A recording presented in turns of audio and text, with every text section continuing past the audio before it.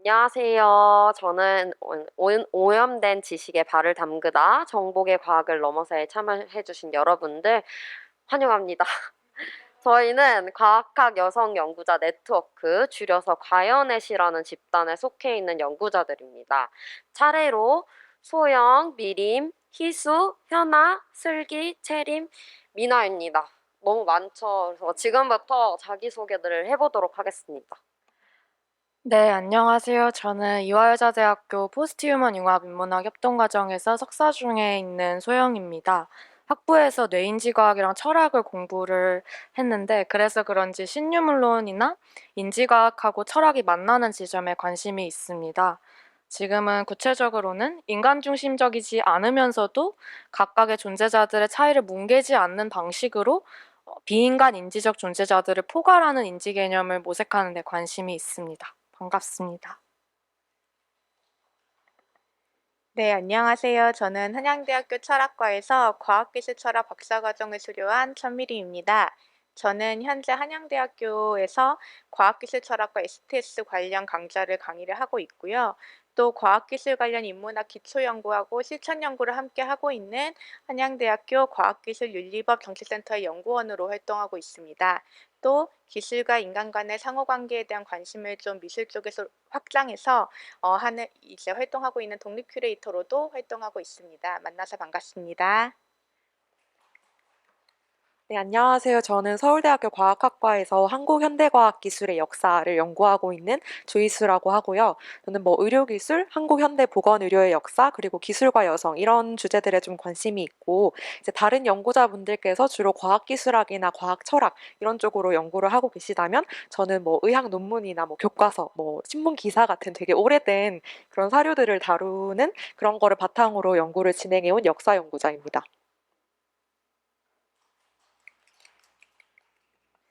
네, 안녕하세요. 저는 카이스트 과학기술정책대학원 박사과정에서 공부하고 있는 금현아라고 합니다. 저는 여러 가지 폐기물을 둘러싼 물질 정치를 역사학, 과학기술학, 그리고 인류학적 관점으로 살펴보는 연구를 하고 있고요.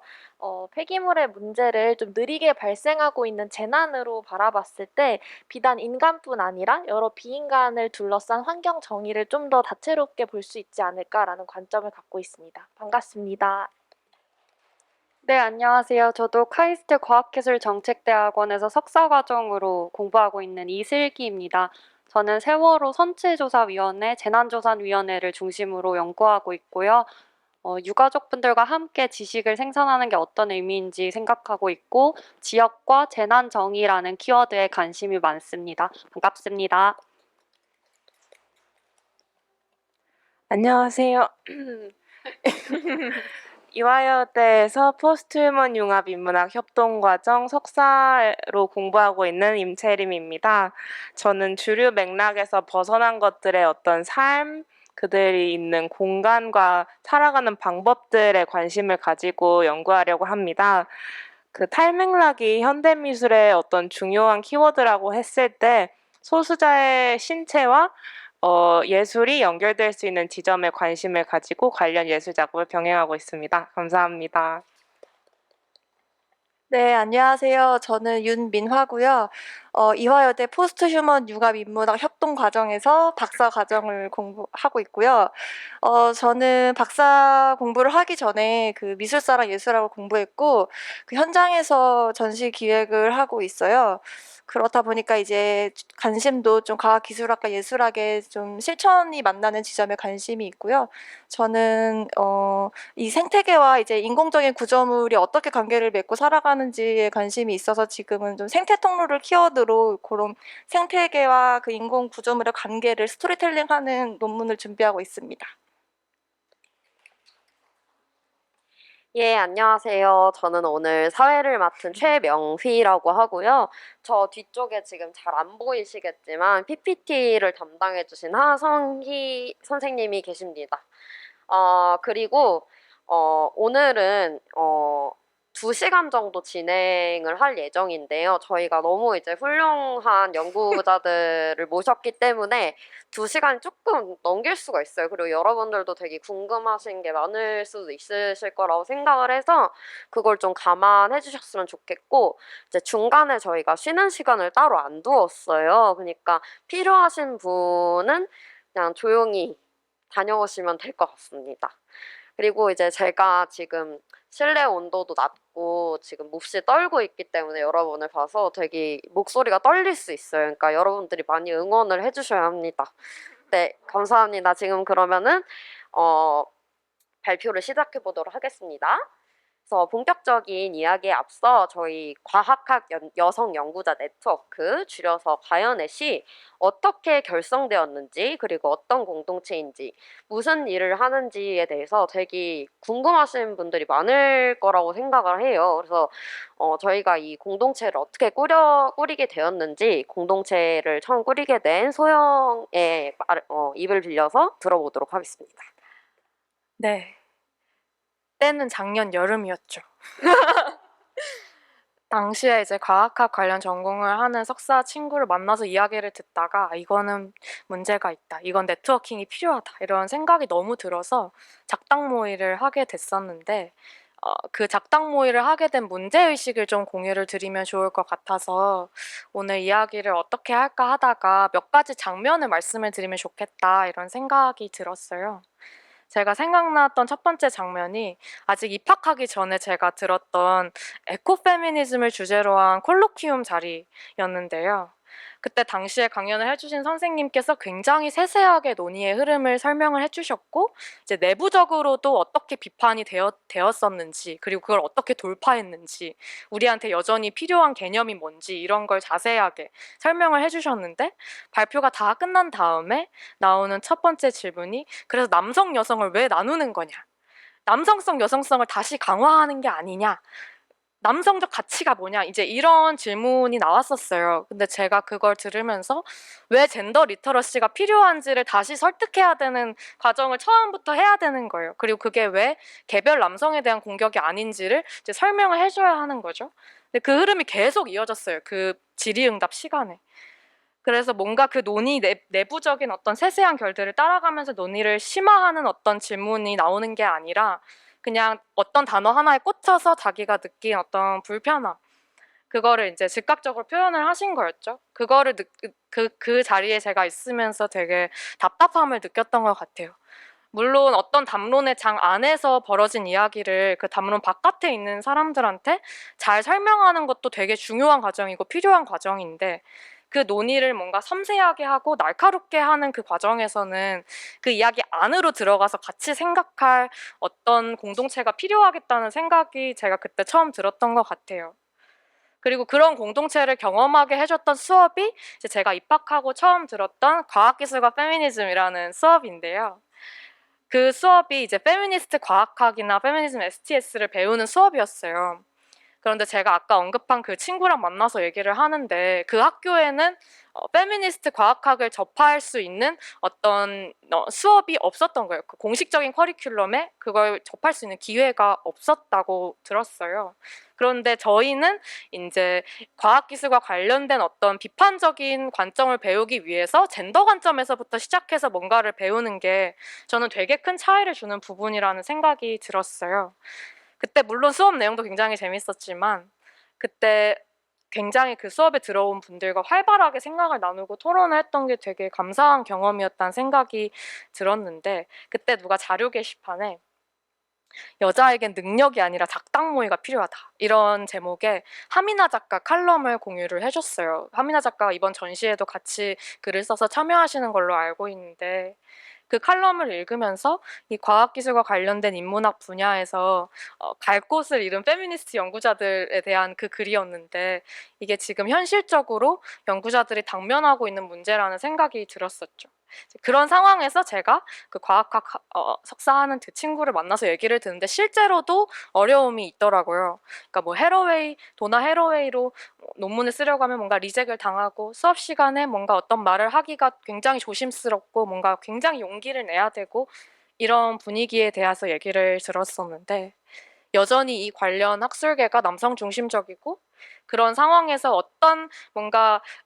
어떤 관점이 빠진 논문들이 출판이 되고 그래서 거기에 뭔가 비판적인 개입이 굉장히 필요한데 그게 잘 못 되고 있고 사실 비판이 잘 되려면 그 비판을 할 수 있는 관점이나 안목이 있는 사람들이 자기 생각을 키울 수 있어야 되는데 그걸 키울 수 있으려면 같이 생각할 사람들이 필요한데 그게 없다는 생각이 들었던 것 같아요. 그래서 제가 그때 과학기술과 페미니즘 수업에서 배웠던 80년대 페미니스트 과학학자들이 그 과학계에 지적했던 문제가 여전히 이 학술계에도 있다는 생각이 들었고 그래서 굉장히 적극적으로 작당무를 하게 됐었죠. 네, 저는 사실 지금 석사 과정 중에 있는데요.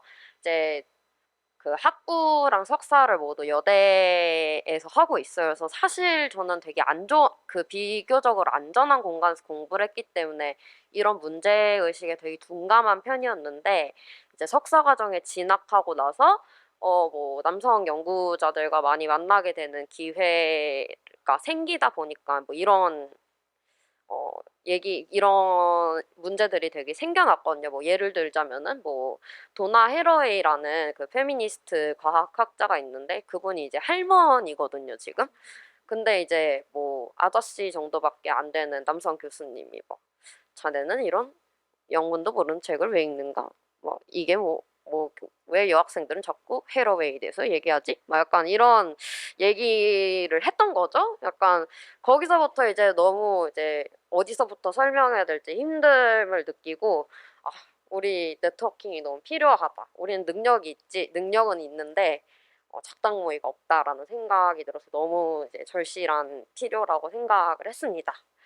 그러면은 우리가 오늘 오염된 지식과 정복의 과학이란 키워드를 갖고 발표를 할 건데 무엇이 오염된 지식이고 무엇이 정복의 과학인지 한번 얘기를 해보도록 하겠습니다. 네, 제가 아까도 이제 80년대 페미니스트 과학학을 살짝 언급을 했는데 그 얘기를 좀 해보려고 합니다. 80년대 페미니스트 과학학자들은 과학의 절대적인 어떤 인식론적 가치가 부여되는 상황에서 어떻게 근대과학이 그런 정당성을 얻을 수 있었는지 그리고 그 과정에서 누가 어떻게 이득을 보았는지를 물었습니다. 예를 들면 이런 질문을 던지는 건데 이거는 샌드라 하딩의 말인데요. 그대로 읽으면 근대과학이 인류 절반에 대한 사회적 지위의 왜곡을 대가로 하고서 이루어졌는데도 왜 우리는 그것을 인류를 위한 위대한 진보라고 여겨야 하는가라고 묻습니다. 사실 인류의 절반뿐만 아니라 자연을 지배하고 정복하는 과정이기도 했죠. 페미니스트 과학 철학자이자 역사가인 캐롤린 머천트가 1980년대에 쓴 자신의 책 자연의 죽음에서 그런 측면을 지적을 하는데요. 자연의 지배를 통한 과학적 진보가 모든 인간을 위해서 이익을 가져다 줄 것이다.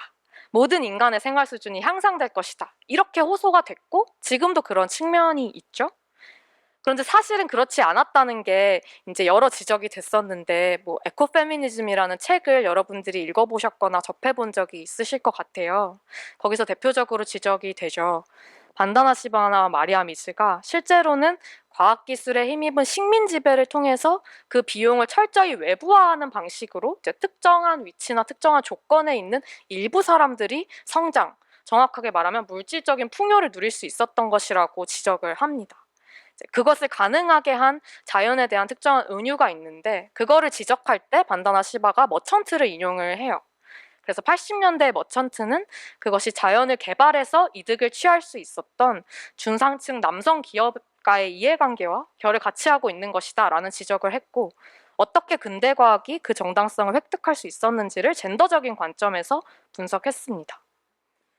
그러니까 사실 우리가 지금까지 객관적인 지식이라고 여겨져 왔던 것들이 누군가를 배제하거나 어떤 사실을 왜곡함으로써 형성되어 왔다라는 이야기를 하고 싶으신 건가요? 네. 그래서 오늘 이 자리에서는 제가 머천트를 조금 더 소개를 해드리려고 해요. 사실 머천트는 페미니스트 과학학을 얘기할 때 잘 소개가 되지 않는데 이번 아르코 전시 내용도 그렇고 저희 내용도 그렇고 오늘은 머천트를 조금 더 소개를 드리려고 합니다. 머천트는 여성들이 재생산의 자원으로 축소가 된 것처럼 그러니까 예전에 가임기 여성 지도 이런 거 나온 적이 있잖아요. 그런 것처럼 자연 역시 경제적인 생산을 위한 자원으로 축소가 되었다라고 지적을 하면서 당시 베이컨이 제안한 근대 과학적 방법에서 베이컨이 그런 젠더 운유, 형적 형상화를 통해서 자연과 인간의 관계 혹은 자연과 인간의 위치 설정이 기존의 전통과는 달라지게 하면서 자연에 대한 착취가 정당화됐다라고 얘기를 합니다. 왜냐하면 그때 당시에 자연을 개발하고 변형하려고 할 때 반발이 있었다고 해요. 왜냐하면 당시에 자연이 이해되던 방식이 양육하는 어머니라는 은유로 자연이 이해가 됐으니까 양육하는 어머니를 막 해칠 수는 없을 거 아니겠어요? 그래서 베이컨이 이제 근대 과학의 아버지 이렇게 많이 불리는데 그러한 반발과 비판을 제거하는 방향으로 자기 전략을 세운 거예요. 그래서 은유를 바꾸는 거죠. 양육하는 어머니에서 뭔가 남성 인간에 의해서 자신의 비밀이나 의미가 드러내져야 할 어떤 수동적인 자원의 은유를 바꾼 거죠. 이게 이제 머천트의 분석이에요. 그래서 이건 실제로 베이컨이 쓴 은유인데 자연을 여성 성별로 지시를 하면서 과학적인 방법이 기계 장치로 이제 그녀를 신문하고 고문해서 그녀의 비밀을 해부하고 폭로해서 남성 인간에게 봉사하게 해야 된다 이런 식으로 얘기를 하는 거죠. 기술자인 인간 남성 과학자가 실험실로 가져와서 분리해서 그 비밀을 드러낼 건데 어떤 게 드러날지는 과학자에 의해서 결정이 되는 거죠. 이때 이제 자연은 인간의 이익을 위한 착취나 통제의 대상이 되고 인간은 자연의 조작자나 신이 되는 식으로 되는 거죠. 이처럼 머천트는 당시 베이컨이 놓여 있었던 사회적인 위치에서 그의 언어나 문체, 은유에 어떤 계급적이고 젠더적인 관점이 반영되어 있었는지를 지적하면서 이런 정치학이 객관성이라는 새로운 이데올로기를 생산해냈다라고 주장을 합니다. 그러면 되게 이런 베이컨이 되게 저열하게 숨기고 있던 그런 마음을 되게 머천트가 훌륭하게 그 은유를 읽어냈다고 볼 수 있을 것 같아요. 그럼 이제 우리가 이것을 통해서 정복의 과학이 무엇인지 조금 감을 잡으셨으리라고 생각을 합니다. 그러면 이제 다음으로 남은 것은 하나 오염된 지식에 대해서 알아봐야 될 것 같은데요. 그것도 이제 페미니스트 인식론을 통해서 좀 설명을 들어보면 좋을 것 같습니다. 네. 과학을 이야기할 때 그렇게 이해가 되잖아요. 그러니까 누가 연구를 하든지 연구 결과가 똑같이 나오는 게 그 과학 연구의 우수성을 보여주는 거다라고 이해가 되죠. 이때 모든 어떤 개인적인 정체성, 그러니까 저희가 지금 사회적인 관계들이 위계적으로 구조화가 되어 있고 저희는 거기에서 어떤 위치를 차지하고 있잖아요. 그런 어떤 정체성들을 떼어낸 채로 연구가 이루어져야 한다라고 이해가 되죠. 그러니까 바깥의 세계를 깨끗하고 투명하게 볼 수 있는 어떤 가치 중립적인 개인을 상정을 하는 거예요. 그런 추상화된 개인. 그런데 사실 그런 추상화된 개인이 없죠. 그게 없다는 것을 페미니스트 과학학자들이 지적을 합니다. 샌드라 하딩이나 이블린 퍽스켈러 같은 페미니스트 과학학자들은 근대 과학이 그런 절대적인 어떤 해석의 특권적인 자리를 차지하는 과정에서 부지불식간에 혹은 방성찰적으로 젠더 은유가 사용되었음을 지적하면서 과학자들의 연구 방향을 방향짓는 그런 검토되지 않은 믿음이 성차별적이라는 점을 지적을 했어요. 이 과학에 관한 페미니스트 비평은 초기에 생물학하고 사회과학에서 시작됐다고 하는데요. 해러웨이 선생님도 생물학을 하셨죠? 해러웨이는 태초에 말씀이 있었다라는 자기의 글에서 이런 난감함이 느껴지는 말을 해요. 그러니까 근대 페미니스트들이 사실 가부장적인 목소리로 그리고 부계를 통해서 지식을 상속받았기 때문에 해러웨이는 생물학의 아버지의 딸로서 어떤 난감함을 가지고 있었던 거죠. 그러니까 근대 페미니스트들이 상속받은 것은 아리스토텔레스의 말이고 갈릴레오의 말이고 아까 얘기한 베이컨의 말이고 뉴턴의 말이고 다윈의 말이라고 이제 해러웨이가 얘기를 하면서 이 유산으로부터 합법적으로 지식을 생산하기 위해서는 이 말하고 섞이면서 작업을 해야 되기 때문에 사실 이렇게 오염된 지식으로부터 완전히 떨어지고서는 어떤 얘기를 하기가 굉장히 힘든 거죠. 그래서 페미니스트 지식을 어떻게 정당화할 수 있느냐. 그러니까 페미니스트 입장이란 것이 어떤 지배적인 남성적 관점에서는 가능하지 않다고 하는 그런 객관적인 지식을 생산할 수 있냐. 이런 이제 질문이 생기게 되는 거예요. 이거에 답을 하는 과정에서 이제 페미니스트 인식론이 이야기가 되었습니다. 오늘은 하딩의 논의를 빌려서 페미니스트 경험론과 페미니스트 입장론적 인식론에 대해서 간단히만 말씀을 드리려고 해요. 혹시 구체적인 논의가 더 궁금하신 분들은 하딩의 누구의 과학이며 누구의 지식인가 라는 책을 참고해 주시면 될 것 같아요. 그래서 해러웨이는 우리의 이 난감함 속에서 우리 딸들이 두 가지 전략을 취할 수 있다라고 이야기를 하는데요. 나쁜 가짜 학문을 소탕하거나 아니면 새로운 과학을 하거나 이렇게 두 가지 방법이 있겠죠. 페미니스트 경험론은 전자를 하려고 했어요. 그러니까 과학적인 방법론 자체는 의문시하지 않으면서 그 지식을 정당화하는 과정에 은유나 편견이 개입하는 거야. 그게 나쁜 과학이야. 이렇게 얘기를 하면서 여성들도 남성들과 똑같이 때묻지 않은 어떤 시선으로 과학을 잘할 수 있어. 그런데 왜 여성들한테 동등한 기회가 주어지지 않지? 이렇게 묻는 거죠. 그러니까 우리도 할 수 있게 기회를 줘. 이런 식으로. 그런데 이제 경험론자들한테 그래서 문제는 여성들한테도 똑같은 기회가 주어져야 한다는 거였어요. 그런데 이제 여기에서 여성 과학자가 여성으로서 과학적 지식 생산에 할 수 있는 기여가 있는지는 사실 불분명하죠. 왜냐하면 여성인지 남성인지 상관없이 어떤 걸 할 수 있다라고 주장을 하는 거기 때문에. 그런데 동시에 경험론자들은 여성 운동이 뭔가 좋은 과학을 하는데 영향을 줄 수 있어라고 생각을 했어요. 그러니까 여기 모순이 있죠. 하딩도 이게 모순이 있다라는 지적을 합니다. 반면에 입장론적인 인식론은 여성들의 입장에서 생각할 수 있는 능력이 덜 왜곡적인 과학을 만들 수 있다라고 얘기를 했어요. 그러니까 지식을 만들 때는 필연적으로 가치가 개입할 수밖에 없다라고 주장을 하는 거죠. 그렇기 때문에 가치가 개입되지 않은 게 더 객관적이야 라고 말하는 건 이데올로기적인 거죠. 왜냐하면 모든 지식 생산에 가치가 개입을 하기 때문에. 그래서 객관성을 더 증가시키는 사회적인 가치가 있고 객관성을 증가시키지 못하는 사회적인 가치가 있다. 이렇게 구분을 해서 얘기를 하는 거예요. 그러니까 지배적인 위치에 있을 때는 어떤 왜곡적인 게 나올 수밖에 없기 때문에. 그래서 하딩은 정치적인 투쟁을 통해서 획득할 수 있는 억압된 자의 위치, 포지션이 객관성을 약속한다라고 주장을 했습니다. 그럼 우리가 사실 오늘 말할 오염된 지식이라는 것이 아까 말했던 것처럼 머천트가 읽어냈던 은처럼 베이컨의 과학이고 아리스토텔레스의 과학이고 다윈의 과학이고 뉴턴의 과학이기도 하기 때문에 우리는 거기서 발을 뗄 수가 없고 오염되었지만 거기에 발을 담가야 한다. 라는 얘기를 하고 있는 것 같아요. 그래서 거기에 이제 샌드라 하딩이 말했던 페미니스트 경험론과 입장론적 인식론의 구분을 통해서 우리가 더 오염된 지식의 정의에 대해서 이해를 좀 더 넓힐 수 있을 것 같아요. 근데 우리는 이미 제목으로 내걸었죠. 오염된 지식에 발을 담그겠다고. 그렇기 때문에 이제 이 오염된 지식에 대해서 우리가 여학생들이 그렇게 언급을 하는 도나 해러웨이가 어떻게 입장을 표명하고 있는지 한번 들어보도록 하겠습니다. 하딩의 이런 주장에서 해러웨이가 당시에 아주 묘한 톤으로 비판적이었는데 해러웨이가 상황적 지식들이라는 자기 글에서 사회운동을 새로운 자리매김의 기술로 이해한다고 얘기를 해요. 그러니까 아까 제가 포지션이라고 말씀을 드렸는데 어떤 고정된 위치, 포지션이 아니라 비판적인 자리매김, 포지셔닝이 객관성을 생산한다라고 이야기를 합니다. 사실 젠더나 인종, 민족, 계층에 의해서 그 위계적으로 구조화되어 있는 그 모든 자리에 동시에 존재할 수 있는 방법도 없고 거기에서 전체로 존재할 수 있는 방법도 없죠.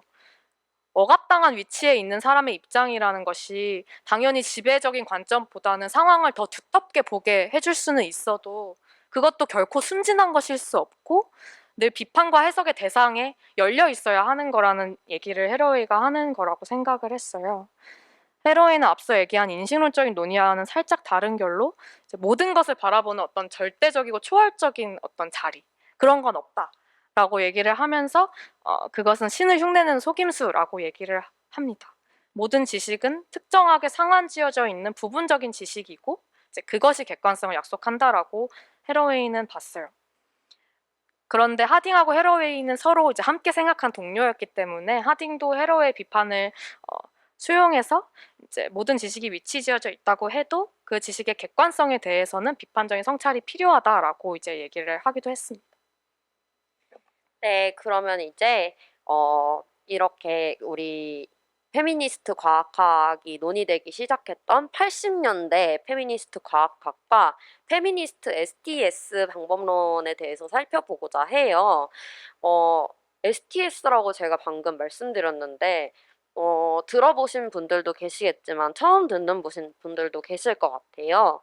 STS는 Science, Technology and Society Studies 혹은 사이언스 앤 테크놀로지 스터디스를 줄인 말로 이제 과학기술과 사회의 관계를 연구하는 학문이거든요. 그래서 조금 거칠게 번역을 하자면은 과학기술학 정도가 될 것 같습니다. 그래서 우리가 사회의 발전을 거듭하면서 그리고 이제 우리는 알았죠. 과학이 절대 순수하고 객관적이 아니라는 것을. 그렇기 때문에 이제 전통적인 과학 방법뿐만이 아니라 과학이 이제 기술과 사회와 맺고 있는 관련성이 되게 중요해졌어요. 그래서 그 중에서도 페미니스트 STS는 그간의 이제 객관적인 지식이 왜곡되었다라는 문제의식을 공유하고 있고요. 이제 이에 대해서는 미림이 말을 해줄 수 있을 것 같습니다. 네, 안녕하세요. 저는 오늘 그 STS라고 하는 학문에 관해서 또 제가 관심 있게 연구하는 부분들을 여러분께 잠깐 소개를 해드리고자 합니다. 여성주의 STS를 이해하기 위해서는 첫째는 과학기술이 무엇인가를 정확하게 이해하는 게 필요하고요. 그 다음에는 여성주의 STS랑 그 안에서 어떻게 연구가 되어가고 있는지 그런 것들을 이제 생각하면서 대표학자들의 연구를 살펴보는 것이 되게 중요합니다. 그래서 아까 앞서서 이제 이야기가 나왔던 뭐 하딩이라던가 아니면 해러웨이라던가 뭐 이런 주요 학자들이 있는데 저는 오늘 도너 해러웨이라는 학자의 이론을 좀 이해를 하기 위해서 주디 와이즈먼이라는 또 다른 페미니스트 에스텍스 학자가 도너 해러웨이의 이론을 어떻게 좀 비판을 했는지를 한 3가지 정도의 쟁점으로 정리를 해서 여러분들께 소개를 드리고자 합니다.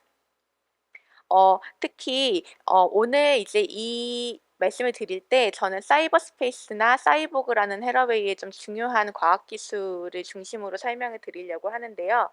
기존에 여성들이 어떤 사회 구조에 억압되어 있는 이유 중에 하나는 이런 물리적인 신체 때문이라고 생각을 했습니다. 물리적 공간과 물리적 신체 안에 속해 있기 때문에 여성들이 그 기존에 있는 어떤 그 구조나 질서에 지배받는다고 생각을 했는데 그에 비해서 이제 사이버 스페이스라던가 사이보그라던가 사이버 공간과 관련한 이 가상적인 신체나 가상적인 정체성을 부여받을 수 있게 되면서 여성이 어떻게 보면은 기존의 구조를 좀 전복시킬 수 있다는 좀 희망들을 가지게 되었습니다. 그래서 이러한 전망들은 페미니즘 기술 철학에서도 굉장히 중요하게 다뤄져 왔는데요.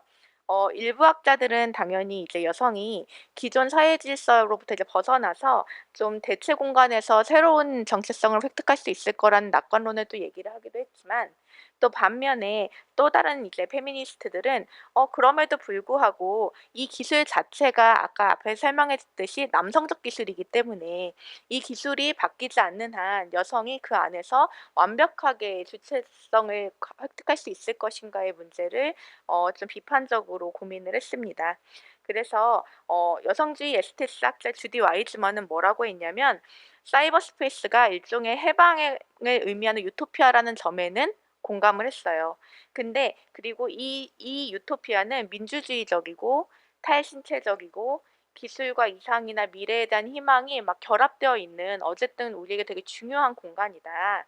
이런 기획들은 정말 너무 유의미한 기획이다. 이런 부분들은 공감을 했지만 그럼에도 불구하고 여전히 우리가 질문을 던질 수 있는 건 사이버 스페이스가 그래서 정말 수평적 공간이 될 수 있느냐, 실질적인 측면에서 그런 부분들을 좀 고민하고 또 이게 너무 기대가 지나치면 사람이 이렇게 낭만주의로 변하게 되잖아요. 그 개념 자체가 뭔가 모든 걸 풀 수 있는 열쇠 같은 그래서 그런 것들을 이제 경계하게 됐습니다.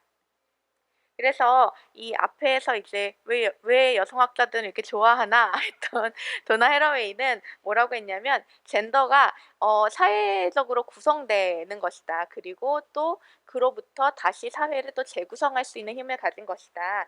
이런 입장들을 취하고 있습니다. 그렇기 때문에 해러웨이는 여성성이나 남성성이 이렇게 젠더가 이분법적으로 구별되는 것이 아니고 어떤 다중성을 가진다고 봤습니다. 그래서 이 다중성은 어떻게 보면은 남성성, 여성성이 아니라 이 여성 자체가 과학기술과 결합하면서 얻을 수 있는 다양한 정체성들을 뜻합니다.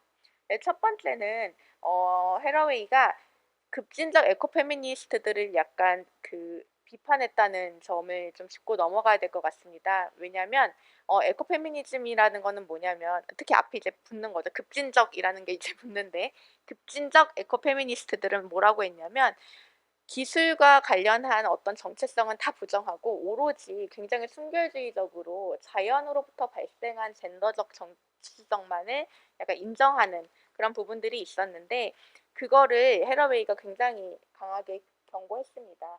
왜냐하면 해러웨이한테 과학기술은 사회적 가정이고 또 물질 기호론적인 또 실천이고 또 이제 사회에 통합된 일부이기 때문에 이런 새로운 과학의 형태를 제시하기 위해서는 이런 급진적인 에코페미니스트들의 이런 태도들을 우리가 지양하고 기술과 젠더의 어떤 결합된 형태의 이념들을 우리가 파악하는 것이 굉장히 중요하다고 생각을 했습니다.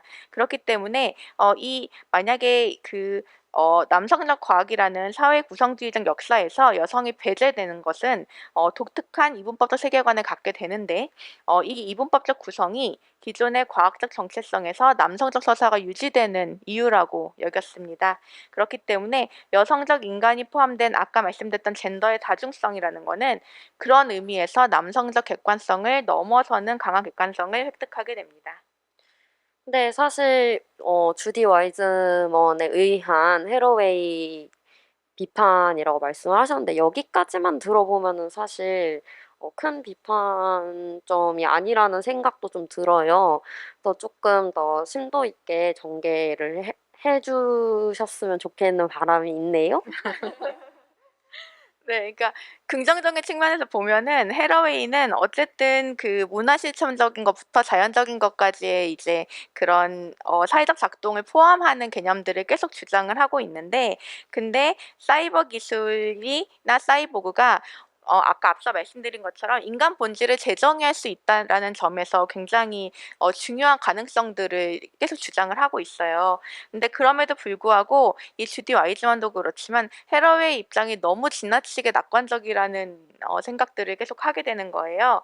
왜냐하면 실질적인 측면에서 이 이념이 작동을 할 때 사이보그라는 거는 꼭 이상적인 형태로 우리에게 새로운 정체성을 딱 부여하는 형태로만 드러나는 게 아니라 문화적이고 경제적이고 사회적인 요구들에서 이게 도구적으로도 활용이 될 수 있는 겁니다. 그래서 그런 특히 이제 사회가 그러한 방식으로 우리가 새롭게 사이버 스페이스가 나타났으니까 새 정체성을 획득할 거야라고 할 만큼 그렇게 만만하지 않고 사회 구조가 아직까지 굉장히 견고하게 이제 결합되어 있다는 사실도 간과할 수 없다라는 점을 비판하고 있는 겁니다. 그래서 여기에서 좀 더 나아가서 이 와이즈먼이란 사람이 어떠한 비판을 또 하냐면 이 사이보그라는 이 개념의 정의가 굉장히 편향적이라고 이야기를 하거든요. 해러웨이의 사이보그는 뭐냐면 어쨌든 기술과 인간이 결합된 형태의 이상적 서사예요. 그래서 우리가 이제 흔히 생각하는 어떤 사이보그 뭐 이렇게 막 끼리끼리하는 그런 게 아니라 전통력이 이분법적인 세계관을 좀 해체할 수 있는 새로운 중립적 상징물이라고 이해를 하시면 됩니다. 그래서 페미니스트들이 해러웨이를 좋아하는 이유는 이런 가상신체를 통해서 그리고 탈신체화를 하고 또 그 가상 공간에서 새로운 주체성을 얻고 하는 이 과정에서 우리가 기술과 결합해서 새로운 사이보그로서 중립적 정체성을 획득할 수 있다는 그런 희망 때문이거든요. 근데 문제는 사이보그라는 개념이 이렇게 넓은 개념이기 때문에 또 한계를 지닙니다. 예를 들면 장기 이식을 받은 사람이나 혹은 제가 이렇게 시계를 차고 있는데 이렇게 시계라는 기술물을 이 신체에 장착했을 때 이런 것들도 다 사이보그라고 그 개념 안에 넣어줄 수 있거든요. 하지만 이 사이보그가 저의 젠더적 정체성을 확 이렇게 변화시키지는 않거든요. 그리고 특히 반대로 이걸 강화시키는 경우도 있어요. 젠더적 고정관념을 강화시키는 경우도 있는데 뭐냐면 성형수술 같은 경우는 과학기술이 여성의 신체를 아주 쉽게 바꾸지만 여성의 사회적으로 고정된 정체성을 조금 더 심화시키는 그런 부분들도 있기 때문에 이 세이보그래 사이보그라는 것이 반드시 인간의 어떤 새로운 인간 사회에서 여성의 새로운 젠더를 정복하고 전환시킬 수 있을 것인가에 대해서 의문을 갖게 됩니다. 그리고 이제 마지막으로 제가 이제 와이즈먼의 비판에서 헤러웨이의 이제 이론을 공부할 때 좀 유의미하다고 생각하는 부분은 뭐냐면 저희도 헤러웨이를 공부를 하고 있지만 헤러웨이를 추종하는 학자들이 그의 의견을 이제 곡해하는 것들에 대한 문제입니다. 아무래도 굉장히 매력적인 이론이다 보니까 우리가 그 이론들을 공부하면서 우리가 이제 원하는 대로 그것들을 취해서 활용하거나 혹은 해석할 수 있거든요. 그리고 실제로 헤러웨이의 추종자들은 사이보그를 본질적인 여성의 상징으로 해석하고 있기도 합니다. 그리고 헤러웨이 또한 본인의 이론이 다양한 측면에서 활용되기를 또 바라기도 했고요. 근데 그럼에도 불구하고 이 주디 와이즈먼이라는 사람은 헤러웨이의 이 논의를 추종자들이 너무 넓게 해석하고 있다라고 비판을 합니다. 무슨 얘기냐면 헤러웨이의 사이보그 개념이 훨씬 소극적인 의미의 실체이기도 하고 와이즈먼의 해석에 따르면 그리고 그 와이즈먼은 사이보그라는 그 개념이 군사주의나 가부장적인 것들, 자본주의적인 부정적 인식을 일부 포함하고 있기 때문에 100% 완벽한 그런 낙관적인 개념이 아닐 수도 있다고 이야기를 합니다. 그리고 또 우리가 어떤 사이보그라는 것이 문화적으로 실제로 아까 말씀드린 것처럼 모든 것들을 다 전복시키는 것은 아니기 때문에 그런 부분들을 놓쳐서는 안 된다고 이야기를 합니다.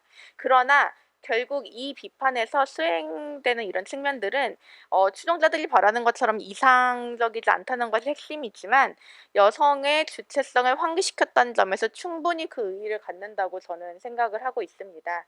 그래서 와이즈먼과 헤러웨이의 일치점을 저 나름대로 한번 찾아보자면 그 민주적 정체성이나 기술의 새로운 민주주의에 대한 요청 등이 우리에게 중요한 의미가 되지 않을까 생각합니다.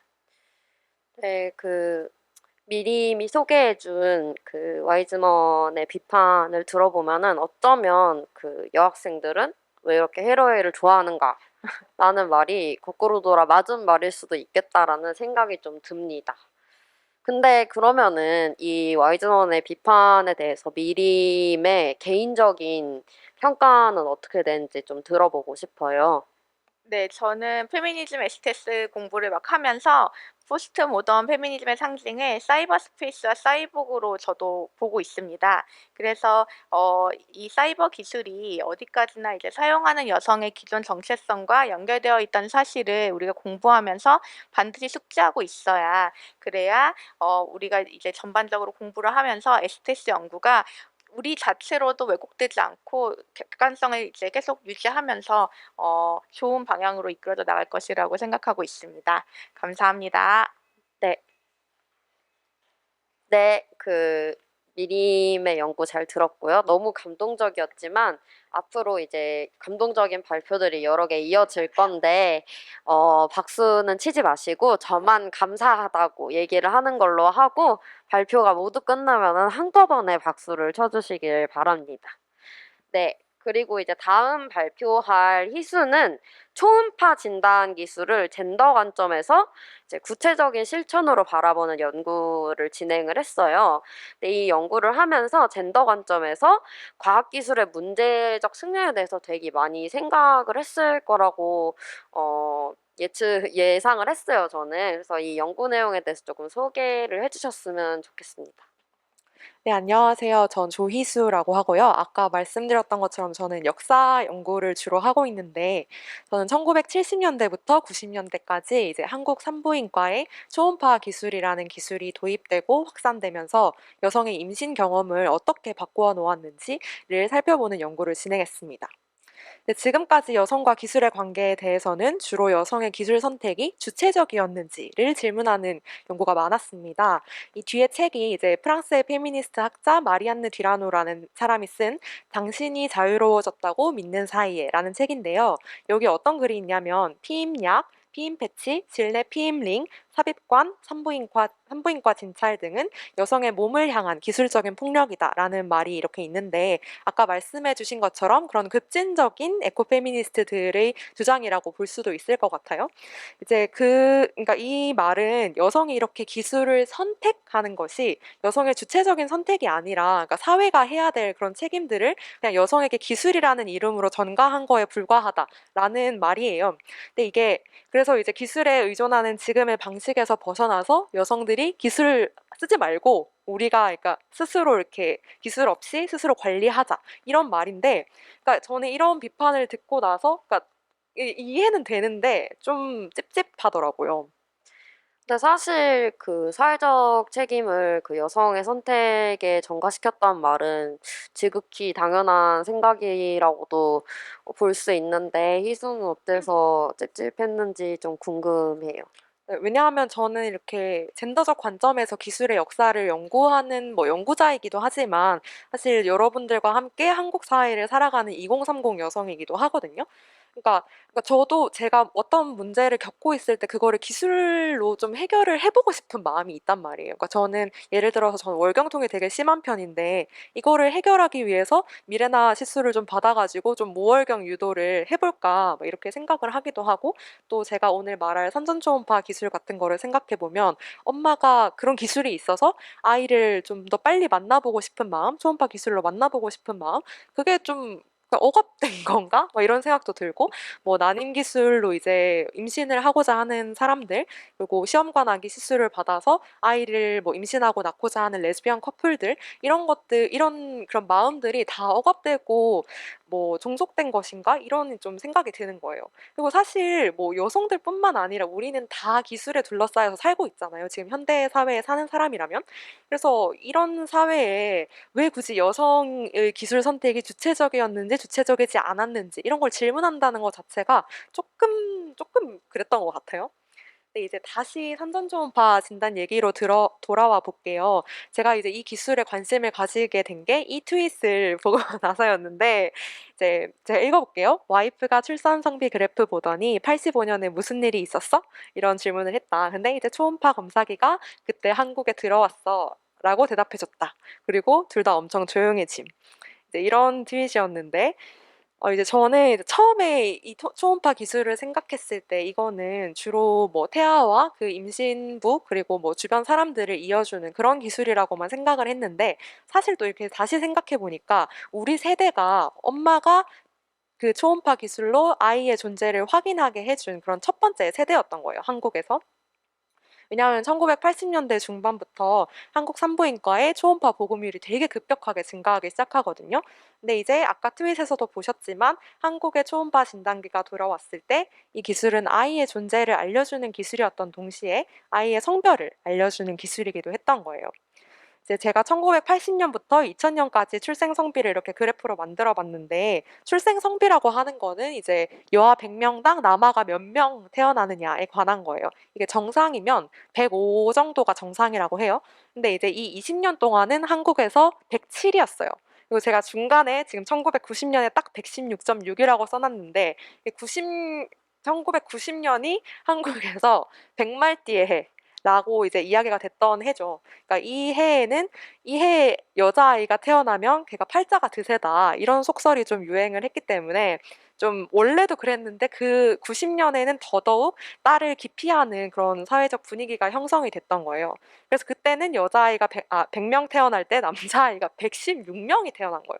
그래서 이 간극이 도대체 어디서 오는가를 생각해 보면은 사실 초음파 기술이라는 외부적인 개입 말고는 뭔가 설명할 수가 없는 거죠. 그래서 뭐 임신부 여성과 의사가 초음파 기술을 통해서 그 아이 태아를 들여다보고 그가 딸일지 아들일지 좀 예측을 해보고 딸이면 이제 낙태를 한 거겠죠. 이제 당시에 초음파를 통한 태아의 성관별이 어떻게 인식되었는지 신문 기사, 제가 역사 연구자니까 신문 기사를 보려고 하는데요. 제가 제목을 읽어볼게요. 아들이면 낳고 딸이면 유산. 이러다간 신부 기근 시대가 온다. 신부 기근 시대가 온다. 이렇게 됐고, 그다음 다음을 보면 생명 존엄 무시, 초음파, 태아 진단. 생명 존엄, 뭐 태아의 생명 존엄인데 그거를 무시했다. 누가 무시했다고 말을 하는 걸까요? 그 시대 여성들이 무시를 했다는 거겠죠. 그래서 성판별 위에서 이 초음파 기술이 남용되고 있다. 임신 중절 유도하고 있다. 남아 선호로 남녀 균형이 깨질 수도. 명희는 이거 보고 무슨 생각이 드세요? 일단 제목부터 뭐 신부 기근 이런 거 보면은 그 여성들이 굉장히 기술을 자유롭게 사용을 해서 자기 신체를 뭔가 관리하는 게 아니라 되게 억압적으로 기술이 사용되고 있다라는 것이 좀 느껴지는 것 같아요.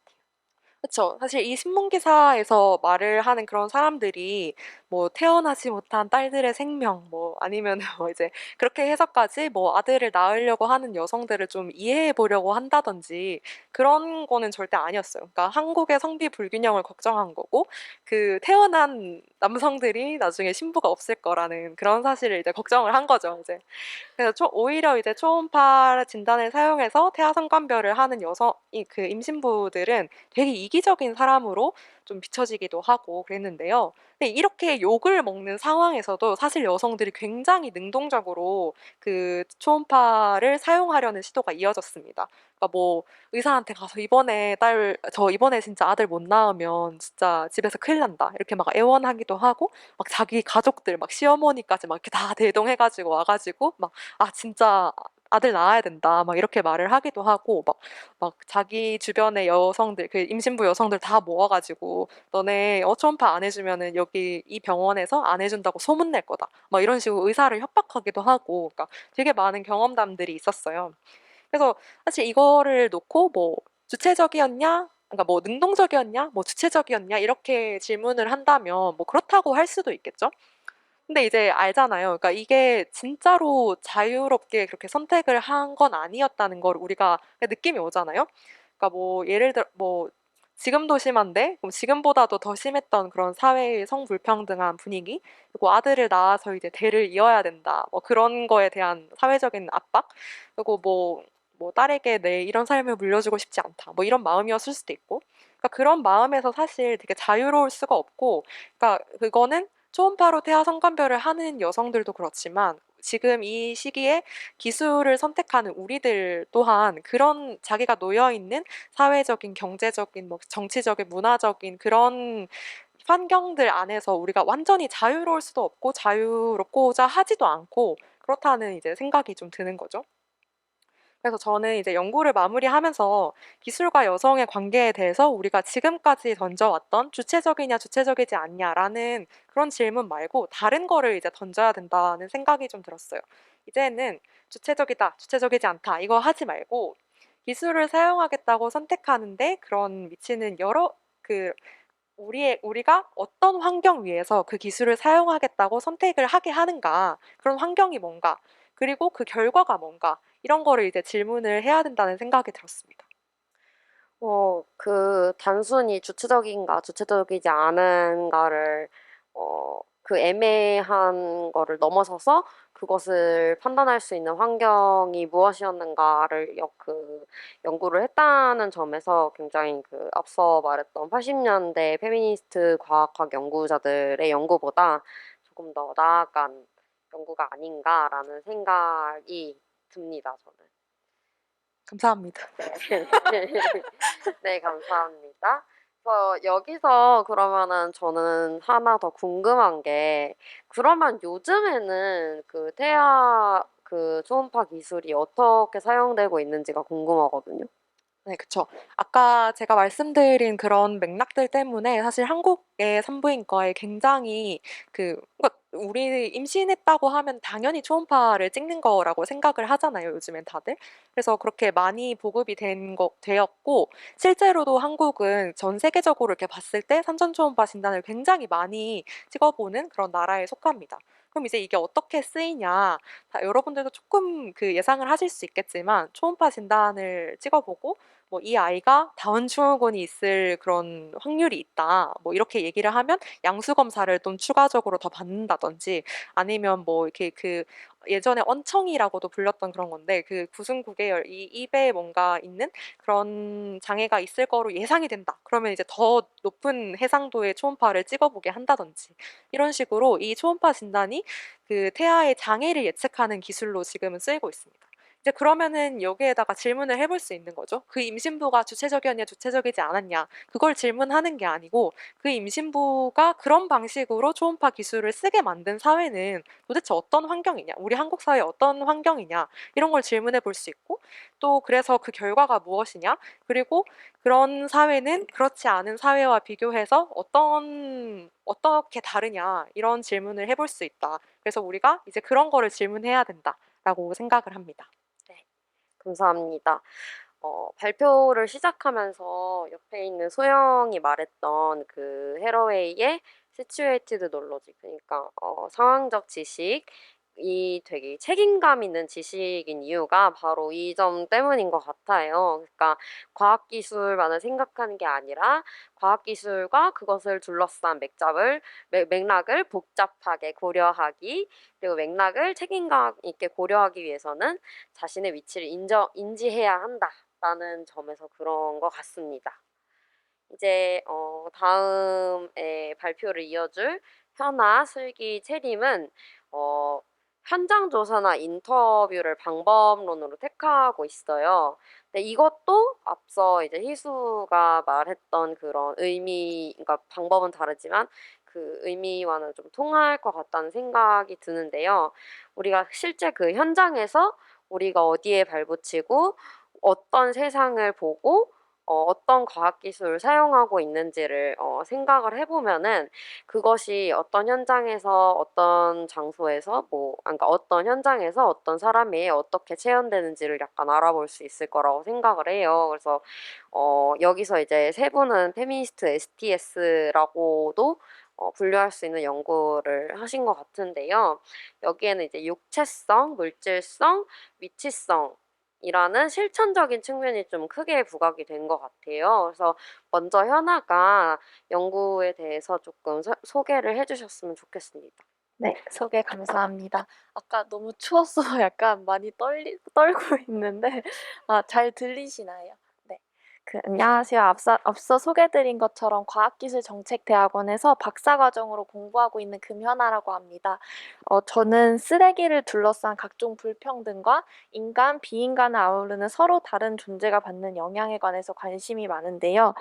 평소에 제가 연구자로서 있는 어떤 학술적인 공간뿐만 아니라 영화나 팟캐스트, 예술 전시 같은 비학술적인 공간이랑 어떻게 좀 더 넘나들면서 소통할 수 있는지 관심이 좀 많았어서 오늘 이 자리가 더 뜻깊고 감사하게 다가오는 것 같습니다. 제가 너무 감동적인 말을 했나요? 네, 음악이. 네, 감사합니다. 제가 그래서 가장 자신 있게 이야기를 나눌 수 있고 또 여기 계신 분들이랑 나누고 관심을 기울여 주실 만한 이야기가 뭘지 좀 고민을 해봤는데요. 저는 오늘 재활용 폐기물의 물질성 그리고 재활용 폐기물을 처리하는 처리 노동자들의 젠더화된 측면에 관해서 화두를 던지고 또 여러분들과 함께 생각을 해보고 싶습니다. 저는 작년에 대학원에서 허용하되 보이지 않게 하기 코로나19가 만든 플라스틱 폐기물 물질 정치라는 제목으로 석사학위를 받았습니다. 여기 계신 많은 분들께서 아마 팬데믹 동안 플라스틱 폐기물이 정말 많이 증가했다, 이런 이야기를 많이 들어보셨을 것 같아요. 보도 자료도 많이 나왔었고요. 그것도 되게 중요한 측면이긴 하지만 저는 그 팬데믹이라는 재난을 거치면서 한국에서 어떤 특정한 플라스틱 폐기물이 누구에 의해서 어디서 어떻게 왜 증가했는지를 좀 구체적으로 밝혀내는 것에 집중을 해보고자 했어요. 그걸 밝혀내기 위해서 문헌 분석뿐만 아니라 현장 답사, 인터뷰 수행 같은 것들을 통해서 연구를 수행했는데요. 플라스틱 폐기물의 정치적이고 문화적인 의미가 어떻게 변화했는지를 좀 밝혀낼 수 있었던 과정이었습니다. 이 과정에서 또 한국 정부가 K 방역 서사를 강화하고자 하는 그런 정치적 열망이 플라스틱이 가진 일회용이라는 물질성과 관계맺는 방식을 좀 조명해 본 연구였어요. 그래서 여기까지가 제 석사학위 논문 작업을 이렇게 간략하게 소개해 드린 건데요. 제가 오늘 여러분들이랑 좀 더 나누고자 하고 싶은 부분은 사실 앞에 이제 희수님께서도 연구를 해주셨고 뒤에 슬기채림이 소개를 해주시겠지만 어떤 특정한 기술 실행이 수반하는 물질성과 뭐 육체성에 대한 논의랑 좀 더 연결을 시켜보고자 해요. 그래서 저는 플라스틱 폐기물뿐 아니라 여러 재활용 가능 폐기물의 물질성과 이를 처리하는 노동자가 어떤 관계를 맺고 있는지를 좀 더 소개시켜드리고 싶은데요. 간단하게나마 제 견해를 공유함으로써 네, 많은 얘기 해보고 싶습니다. 저는 사실 그 재활용 폐기물 생각하면은 컨베이어 벨트에서 그냥 막 위에서 물이 내려오면서 자동으로 씻기고 그런 모습을 상상을 했는데 이게 하나하나 누군가의 손을 거쳐서 이게 선별을 해야 되는 작업이라고는 생각을 못 해서 되게 어 깜짝 놀랐어요, 사실. 네, 저도 사실 그러니까 뭔가 되게 자동화된 과정이 많을 거라 생각했는데 여기 뒤에 그 화면을 아마 네, 띄워주신 것처럼 재활용 폐기물 선별장에 방문했을 때 굉장히 놀랐었어요. 작년 9월에 제가 인터뷰를 하게 됐던 분 중 한 분인 전국 환경시설 노동조합 위원장분이 감사하게도 여기 보이는 하남시에 위치한 그 재활용 폐기물 선별장에 그 인솔을 해주셨는데요. 이 시설이 지하 2층에 위치해 있어요. 그래서 되게 그 열악하기로 좀 정평이 나 있는 선별장인데 제가 여기 보이는 사진은 들어가자마자 마주한 장면이에요. 되게 어두컴컴한 조명과 사진은 안 나타나지만 그 뭔가 간장 같은 좀 시금털털한 약간 쓰레기 냄새 그리고 뭐 쉴 새 없이 제 몸에 들러붙는 파리 그리고 뭐 선별 기계가 엄청나게 크고 막 미로같이 이렇게 배치가 되어 있고 또 이런 쓰레기들을 끊임없이 나르는 어떤 포크레인 차들이 이제 정신없이 돌아다니느라 소음이 되게 많았는데요. 그러니까 제가 말씀드리고자 하는 거는 이렇게 현장에 들어가서 이거를 보고 또 인터뷰를 하는 동안에는 좀 압도돼 가지고 많이 생각을 해 보지는 못했었어요. 근데 나중에 나오고 나서 좀 머릿속에 맴도는 장면이 있었었는데요. 그 스티로폼이나 페트병 같은 폐기물들을 손으로 직접 선별하는 수선별 작업에는 대부분 이제 여성 작업자분들이 계셨고 이제 뭐 내부에서 트럭이나 크레인 같은 걸 거대한 거를 이제 운전하는 작업에는 거의 다 남성 작업자분들이 계셨었어요. 그래서 이거를 좀 이제 생각을 해보다 보니까 폐기물을 이제 생성하는 주체에는 젠더 구분이 없지만 폐기물을 처리하는 어떤 주체의 작업에는 젠더의 구분이 존재하는 게 아닐까라는 이제 생각을 좀 이렇게 두루뭉술하게나마 해보게 되었는데요. 이후에 좀 이게 좀 궁금해져서 그 저랑 인터뷰를 해오던 분께 좀 더 이야기를 이렇게 여쭙다가 알게 되었는데 여기 보시는 것처럼 스티로폼과 같이 특히 가벼운 재질의 재활용 폐기물을 수선별하는 작업은 여성 작업자들만 이제 투입이 많이 되고 이분들은 이제 여사님들이라고 불린다는 것을 알게 되었어요. 그리고 이제 다른 화면을 또 아마 띄워주실 텐데 그 지하에 위치한 선별장의 특성상 되게 온도가 높고 그 환기 시설도 열악해서 되게 답답한 공기예요. 근데 이제 수선별 작업자분들, 특히 많은 여성분들이 투입되는 수선별 작업은 그러니까 마스크를 사용하지 않고 작업하는 분들이 많이 계셨어요. 그래서 그리고 또 뭐 손으로 작업하는 특성상 뾰족한 폐기물에 이제 뭐 닿아서 상처를 입을 위험도 많다고 했고 이제 먼지나 부유세균 같은 게 많은데 마스크를 안 쓰니까 뭐 호흡기 질환을 좀 앓고 계시는 분들도 있고 해서 되게 다중적인 위험에 노출되어 있다라는 생각이 들었었습니다. 그럼 재활용 폐기물 선별장에서 일하는 여성 노동자분들은 그 다른 노동자분들처럼 일반적인 그 위험에 노출되어 있을 뿐만이 아니라 좀 더 그 심각한 위험에 노출되어 있다고 볼 수 있는 건가요? 네, 좀 더 뭔가 겹겹이 존재하는 위험에 노출이 되어 있다는 생각이 들었었어요. 근데 저도 이거에 대해서 뭔가 더 깊게 어떻게 알아볼 수 있을까 고민만 한 상태로 남아 있었는데요. 그래서 폐기물의 물질성, 젠더 간의 관계에 대해서 좀 더 어떻게 공부를 할까 생각하다가 한 도시사회학 연구자의 연구를 이제 접하게 되었어요. 그래서 이런 문제가 비단 재활용 선별장 내에만 한정된 게 아니라는 걸 알게 되었는데요. 그 도심의 폐지 줍는 노인에 대한 연구였습니다. 그 여러분들 중에 가난의 문법이라는 책을 읽어보신 분들이 계실 수도 있을 것 같아요. 그 여기 뒤에 보시는 것처럼 그 소준철 선생님께서 집필을 하신 책인데요. 그 도시의 여성 노인이 폐품을 줍는 노인이 되기까지 거치는 어떤 가난의 경로가 개인의 문제뿐만이 아니라 구조의 문제라는 것을 책을 통해서 보여주게 됩니다. 그래서 제도 바깥의 영역에 존재하는 재활용품 수집 노인들은 복잡한 생태계 속에 위치하고 있다고 이 저자는 말씀을 해주시는데요.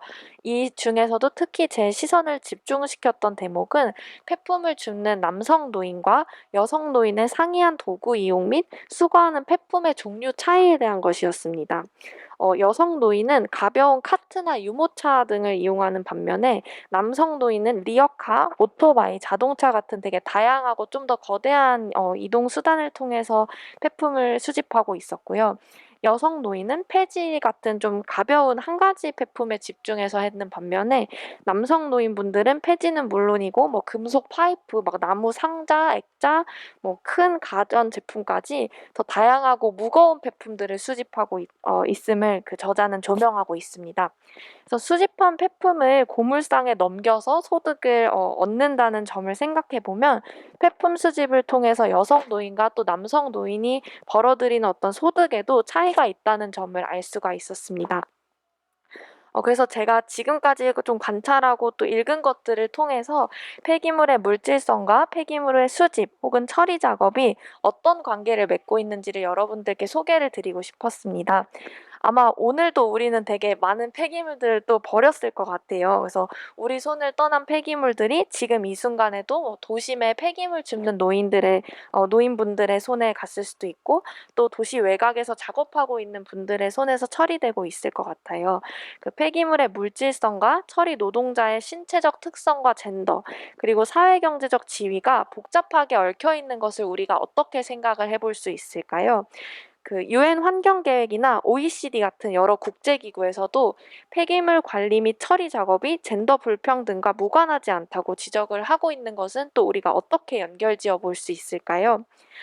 누구나 만들어내지만 특정한 누군가에 의해서 처리되고 있는 재활용 폐기물 처리 과정을 젠더 관점에서 바라봤을 때 우리가 어떤 논의를 더 할 수 있을까요? 더 다양한 논의를 이제 촉발시키기를 바라면서 발표를 마치도록 하겠습니다. 감사합니다. 네, 감사합니다. 저는 사실 물론 어떤 것에도 젠더적 관점이 개입을 할 수밖에 없지만 진짜 여기까지 재활용 폐기물을 수집하고 선별하는 과정까지 젠더적 관점이 개입했으리라고는 진짜 생각도 못했는데 굉장히 중요한 점을 성실한 연구로서 짚어주신 점에 대해서 굉장히 감사하게 생각을 합니다. 그리고 이제 옆에서 되게 널 사랑한다고 크게 외치고 있지만 그것에 굴하지 않고 다른 실천적 연구를 진행한 슬기의 연구로 넘어가 보겠습니다. 네, 안녕하세요. 저는 재난에 대해서 공부하는 석사과정 학생입니다. 네, 이제 저기도 열창을 하고 계시니까 저도 열정적으로 한번 발표를 해보도록 하겠습니다. 이제 앞서 이제 희수가 초음파 진단기와 함께 생각을 했고, 이제 현아가 폐기물과 함께 생각을 했다면, 제가 함께 생각을 한 분들은 세월호 유가족분들, 그리고 이분들과 함께 이제 실천을 한 엔지니어의 과학 실천들이었습니다. 이분들의 삶을 연구의 현장 삼아서 함께 연구를 했는데요. 제가 관심을 가지는 부분은 어떻게 우리 사회가 어떤 재난 뒤에 뭔가를 배우고 사회를 좀 더 나은 사회로 만들까, 그리고 그 과정에서 과학과 정책의 역할은 뭘까 하는 것이었습니다.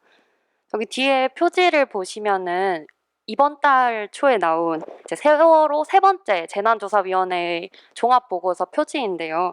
이 이 재난조사위원회는 재난에 대해서 정부가 공식적으로 뭔가를 배우고 그리고 그거를 이제 그 활동이 끝나면 이렇게 보고서로 발간을 하게 되어 있어요. 이거를 사회 전체랑 이렇게 공유하는 이런 이제 제도인데요.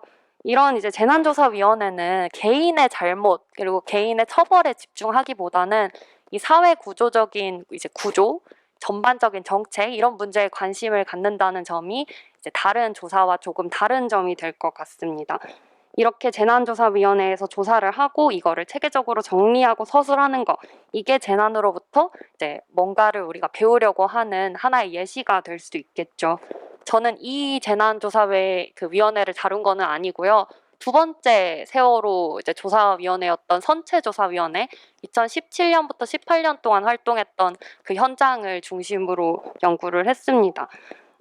과학기술학자 전치영은 재난조사란 사실의 조각들을 찾아내고 모아서 피해자를 비롯한 사람들이 납득할 만한 내러티브를 만들어내는 일이기도 하다라고 이야기를 했는데요. 저는 그럼 여기에서 궁금해졌습니다. 그럼 이 내러티브를 만드는 과정에서 세월호 유가족과 같은 분들은 어떤 역할을 할까요? 아무리 이제 과학적인 원인 규명이 이제 중요한 일이라고 해도 이 재난을 이해하는 내러티브에는 이분들의 뭐 실천이나 인식이 포함이 되어야 하는 건 아닐까? 지금은 충분히 되고 있을까? 이런 점들이 궁금했습니다. 근데 제가 찾아보니까 지금까지의 재난조사의 내러티브는 그리고 학술적인 논의는 전문가랑 위원회를 중심으로 이루어져 있었습니다. 전문가들이 어떻게 대립하는지, 위원회가 어떻게 의결을 했는지를 중심으로 이야기가 되었었는데요. 그러면 이러한 재난조사를 그럼 피해자분들, 유가족분들의 실천을 중심에 두면은 우리가 어떤 다른 것을 배울 수 있을까요? 한 가지 예시를 가지고 왔는데요. 세월호는 2017년 3월 말에 목포 신항에 거치되었습니다. 근데 이제 그게 실제로 어떤 모습으로 거치되었는지는 아시는 분들이 많지는 않으실 것 같아요. 그 안에 있던 그 선체를 비롯해서 안에 있는 모든 물건이 뻘로 뒤덮여 있었는데요. 이 이제 사진은 이제 다양하게 선체 안에서 나온 물품들을 뻘을 제거하고 분류하고 목록화하는 모습이고 백서 안에 있는 사진을 가지고 왔습니다. 오늘은 이제 저런 물건들 중 하나인 이제 희생자분들의 휴대폰에 관한 이야기를 좀 해보려고 하는데요. 이제 2017년 3월에 선체가 인양되고 나서 엄청 많은 숫자의 희생자분들의 휴대전화 그리고 CCTV 같은 전자기기들이 이제 수습이 되었습니다. 그런데 당시에는 그 선체를 조사해야 되는 선조위가 제대로 활동을 시작하지 못한 단계였어요. 그러니까 준비위원회라고 이제 이렇게 이제 오피스 얻고 이제 사람들 뽑고 이런 단계였는데 선체는 이미 인양이 된 거예요. 근데 이 전자기기들은 올라오면은 이제 공기에 노출되어서 부식이 정말 빨리 되기 때문에 한시도 이제 지체 없이 해야 되는데 그런데 이제 그런 제반 환경은 준비가 덜 된 상태였죠. 그럼 이런 상황에서 이 유가족 분들은 무슨 일을 하셨을까요?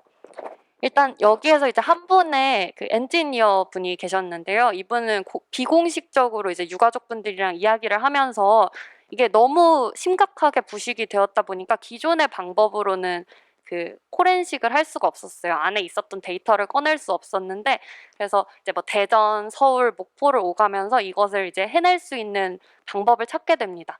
그런데 이때는 이제 선조위가 완벽하게 구성이 되지 않은 상태다 보니까 뭐 이게 정식적인 계약을 체결할 수는 없는 상황이었어요. 그러면 이 엔지니어 분도 되게 좀 꺼려지겠죠. 내가 지금 계약도 안 하고 마음대로 이거를 해도 되나. 이럴 때 이제 유가족 분들이 큰 역할을 하시게 되었어요. 첫 번째는 이 이제 수습된 그 전자기기들을 엔지니어에게 빨리 인계되도록 돕는 역할을 했는데요. 이제 엔지니어분은 서울, 목포, 대전을 오가셔야 하다 보니까 그 전자기기를 바로바로 수습을 하실 수가 없었어요. 그런데 이제 유가족분들은 사실 24시간 내내 거기를 지키고 계셨거든요. 그래서 전자기기가 밤중에 이렇게 나왔다고 해도 이것을 빨리 증류수에 넣고 어떤 이제 과학적인 실천을 통해서 잘 전달되는 역할을 하기도 했고요. 그리고 이 엔지니어 분이 이 일을 다음으로 진행을 해도 될까라고 좀 주저할 때 어떤 도덕적인 권위를 제공하시는 역할도 했습니다. 이 가족들이 이런 식의 진행을 원하고 이런 유품은 사실 가족들로 결국은 가족들의 소유이기도 하거든요. 이런 것을 고려했을 때 유가족이 원하니까 조금 더 빨리 진행을 하기도 하고 이런 역할을 하시기도 했습니다. 그러면은 그 소위 비전문가 집단이라고도 부를 수 있는 그 세월호 유가족 분들이 과학 기술 실천에 있어서 사실상 전문가가 해야 되는 역할을 대신했다고 볼 수도 있겠네요. 네, 아주 이제 물론 전부 다 유가족분들이 하신 거는 아니지만 일단 수동적인 위치에 계시지는 않았다는 것은 분명한 것 같아요. 이제 유가족분들은 재난조사위원회의 현장이나 활동을 이제 전문가들만 점유해야 되는 중립적이고 객관적인 공간으로만 인식을 하시기보다는 노란 옷을 입고 적극적으로 참여하고 기록하고 감시하는 공간으로 이해하셨습니다. 그래서 지금까지 국내외 재난조사 내러티브는 전문가를 중심으로 이야기가 되었는데요. 특히 과학 실천 그리고 인과관계를 특정하는 부분에 있어서는 유가족분들은 전문가의 의견을 충분히 들어야 하는 대상으로 이해되었지 이러한 실천을 함께 할 수 있는 대상으로는 이해되지 않았던 것 같아요.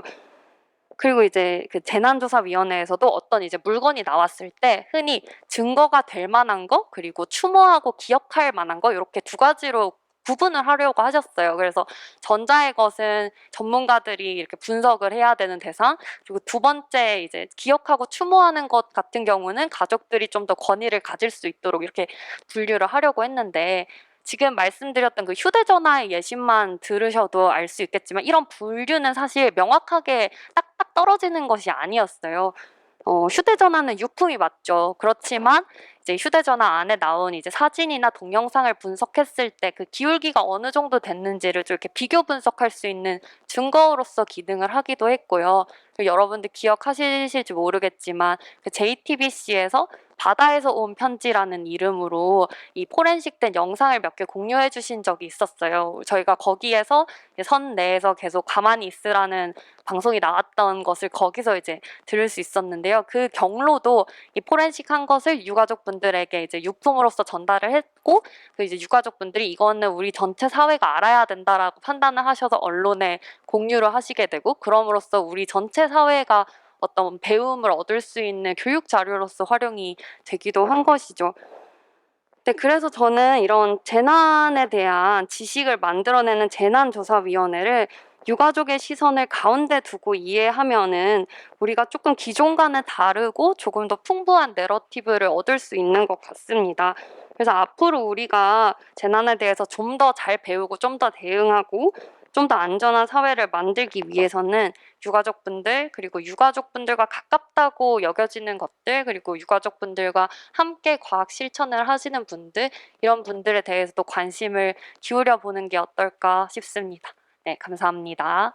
네, 슬기의 연구에서 가장 인상 깊었던 거는 이제 그 바닷속에 오래 잠겨 있어서 부식되기 쉽기 때문에 특별한 방식으로 포렌식을 해야 되는 핸드폰이라는 그 물질에 대해서 되게 되게 주목을 하고 봤는데요, 저는.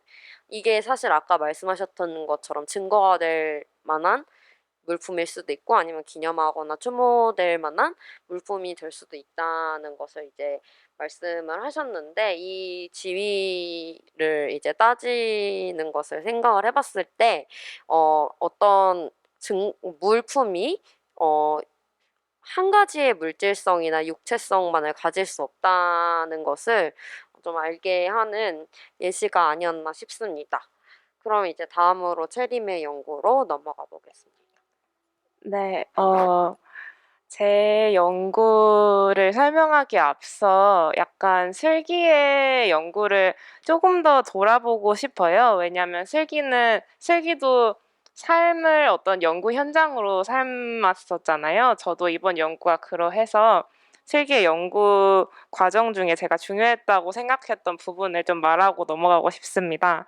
두 가지가 있는데요. 첫 번째는 해당 연구가 유가족의 그런 정체성과 맥락을 피해자로만 한정시키지 않고 그 외에 누락된 맥락들을 끌어올려서 가시화시키는 연구였다는 것. 그리고 두 번째, 한 개인을 구성하는 그런 정체성과 맥락들이 되게 다중적일 때 과학 기술이 그 다중적인 맥락들과 정체성들을 연결해주는 지점으로 역할을 하고 있다는 점을 짚어준 것 같아요. 방금 명희도 다시 언급해줬던 그 포렌식 기술로 복원한 핸드폰의 영상이 유품과 증거품을 그 연결해주는 과학 기술로 사용되고 있었잖아요. 네. 그래서 저 또한 삶을 그 연구 현장으로 삼기 때문에 방금 말했던 그 두 지점이 되게 중요한데요. 개인이 다중적으로 구성되어 있을 때 그 다중성 중 일부가 탈락되거나 비가시화될 때 저는 그게 신체적으로 드러난다고 생각해요. 주로 불안하거나 불편한 그런 느낌으로 다가오는데요. 그래서 저도 되게 불편한 경우가 많아요. 신체들이 자주 불편해서 저는 그런 불편함들을 다 마주하고 그거를 극복해 다른 방식으로 그거를 삶을 그대로 유지시키고 있는 사람들을 찾고 싶었는데요. 그렇게 찾아낸 그 사람이 바로 로리타 아가씨입니다. 네. 근데 그 아가씨가 뭔지 여쭤보고 싶은데요. 저는 영화 아가씨밖에 몰라서 아가씨가 뭘 뜻하는 건지 조금 알고 싶어요. 네, 아가씨는 흔히 로리타 패션을 수행하는 사람들을 통칭하는 단어로 사용됩니다.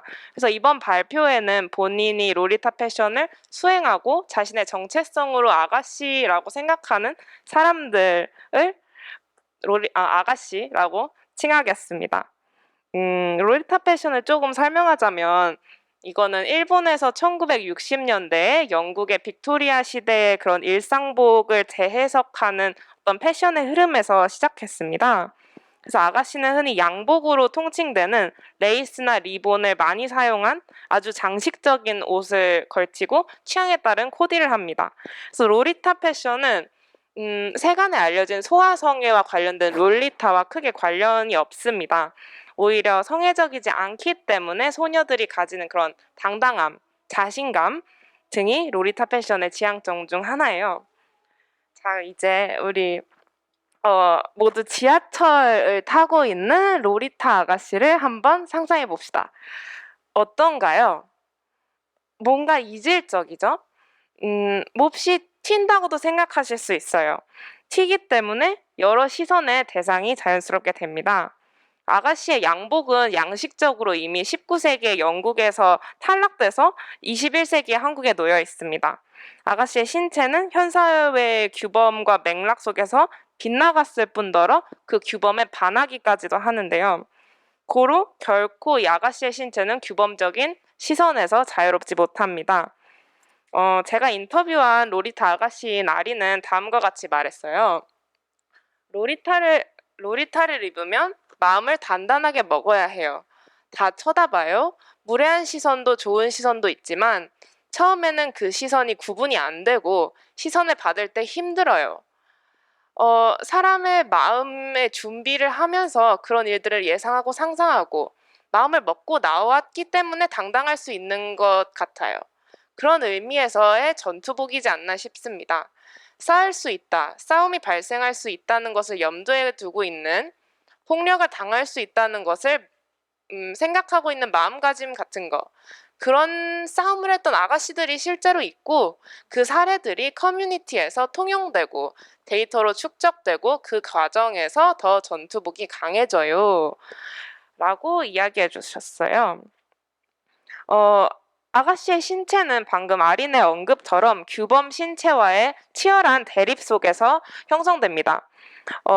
여기에서 전투복이 강해질 수 있는 커뮤니티라는 언급이 있었는데 여기에서 이러한 커뮤니티의 형성과 이 커뮤니티의 존재 자체가 아가씨의 전투복을 형성하고 담론과 맥락에서 탈락된 채로 아가씨의 신체가 그 불편함 속에서 계속 존재할 수 있는 힘이 된다는 것을 연구 과정 속에서 계속 느낄 수 있었습니다. 근데 사실 리본이나 레이스 생각하면 되게 사랑스러운 느낌이 나는데 여기서 이게 전투복으로 해석이 되고 그 전투복을 입은 아가씨들끼리 뭔가 공동체를 형성한다는 게 되게 참 놀랍게 느껴지는 것 같아요. 명희가 방금 말씀해 주신 그 지점, 그 사랑스럽다는 지점이 사실 몹시 중요합니다. 사랑스러울 수 있는 공간이 있어야지만 사랑스럽기 때문에 바로 전투복으로 기능할 수 있는 거기 때문인데요. 자, 다음 아린의 말을 들어볼게요. 로리타 관련 게시물을 올릴 때 사람들이 좋아해줘요. 안 좋아하면 내 친구가 아니죠.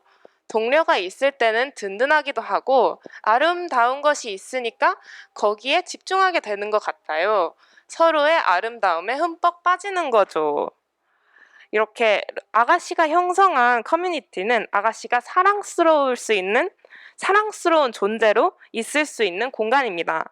다시 말해 아가씨 신체가 강화되고 그리고 이 규범 신체와 저항하는 과정에서 그것에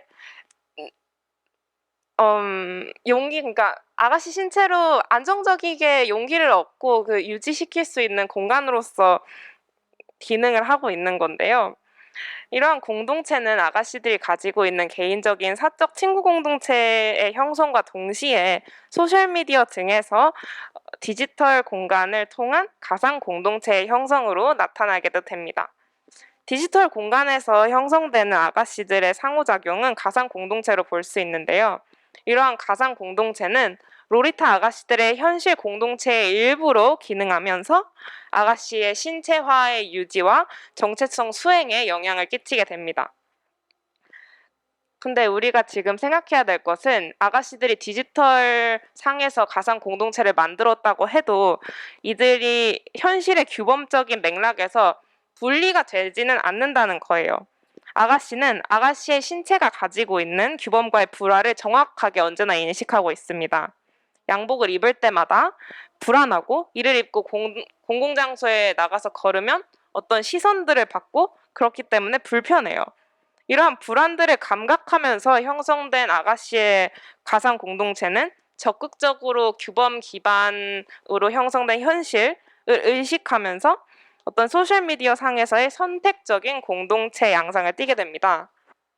그러면은 아가씨들은 결국에 그 사회와 불화하는 그 로리타 양복이라는 전투복을 입고 사이버 스페이스에서 가상 공동체를 형성해서 이제 투쟁을 하고 있는 거라고 봐도 될까요?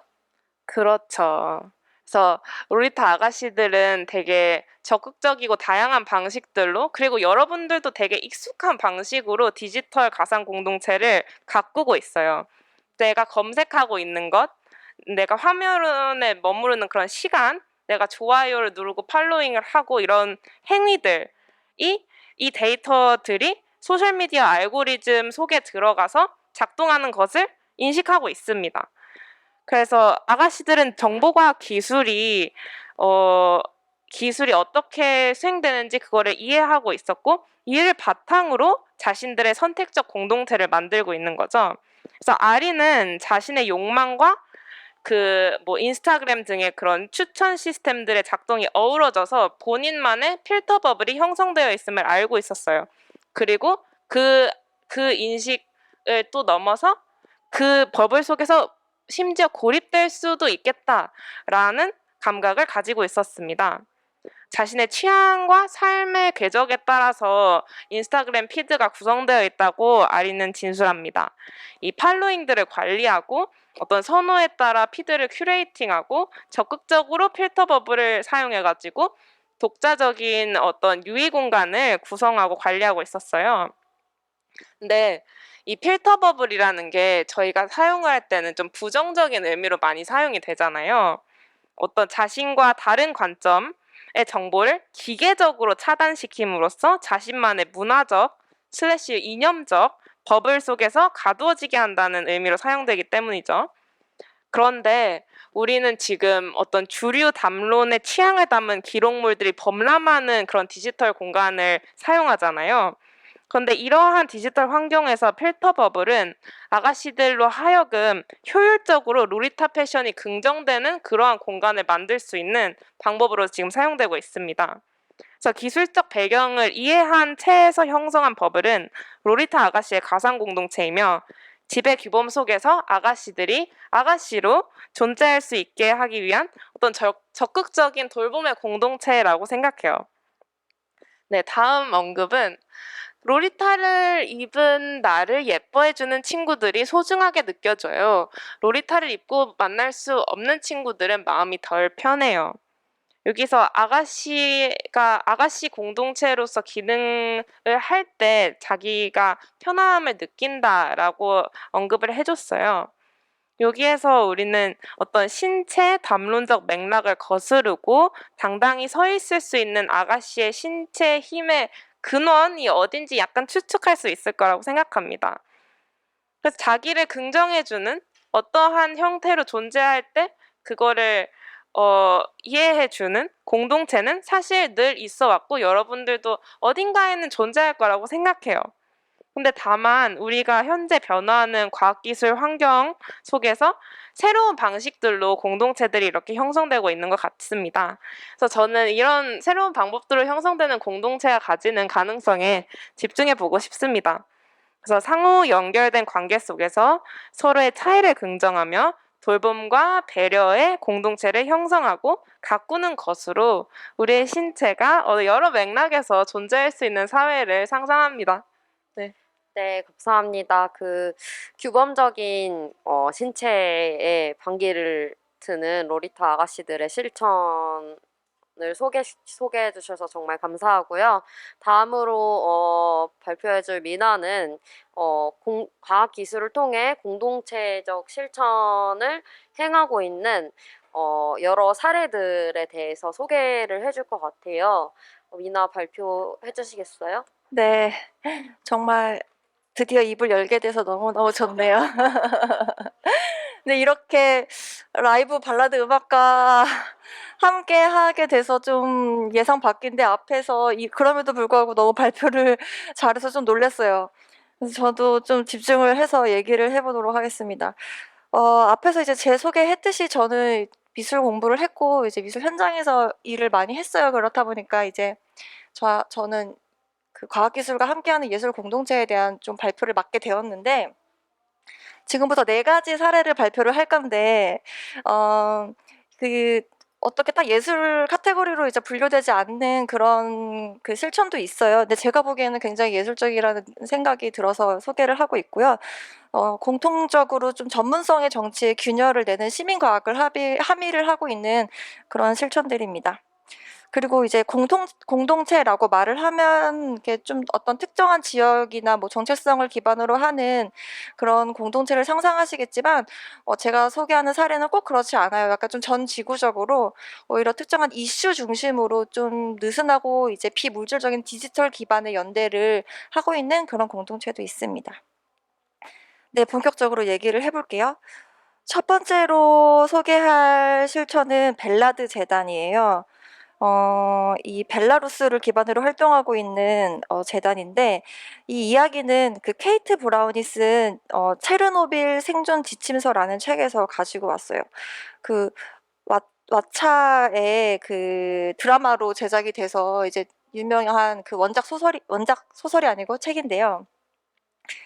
그러니까 이 케이트 브라운은 이 체르노빌 사고에 대해서 그 어떤 좀 객관적이고 좀 믿을 만한 그런 신뢰할 만한 정보가 없는 상황에서 그 직접 이 핵 재난이 일어난 지역을 돌아다니면서 서고를 뒤지고 그래서 잊히고 묻힌 자료를 이제 직접 발굴하고 또 이제 별로 증언을 하지 않았던 사람들을 일일이 찾아다니면서 인터뷰를 합니다. 그러면서 이런 스토리텔링을 보여줬는데 상당히 흥미진진하게 잘 쓰여진 책이라서 여러분들도 관심이 있다면 좀 일독을 권하고 싶고요.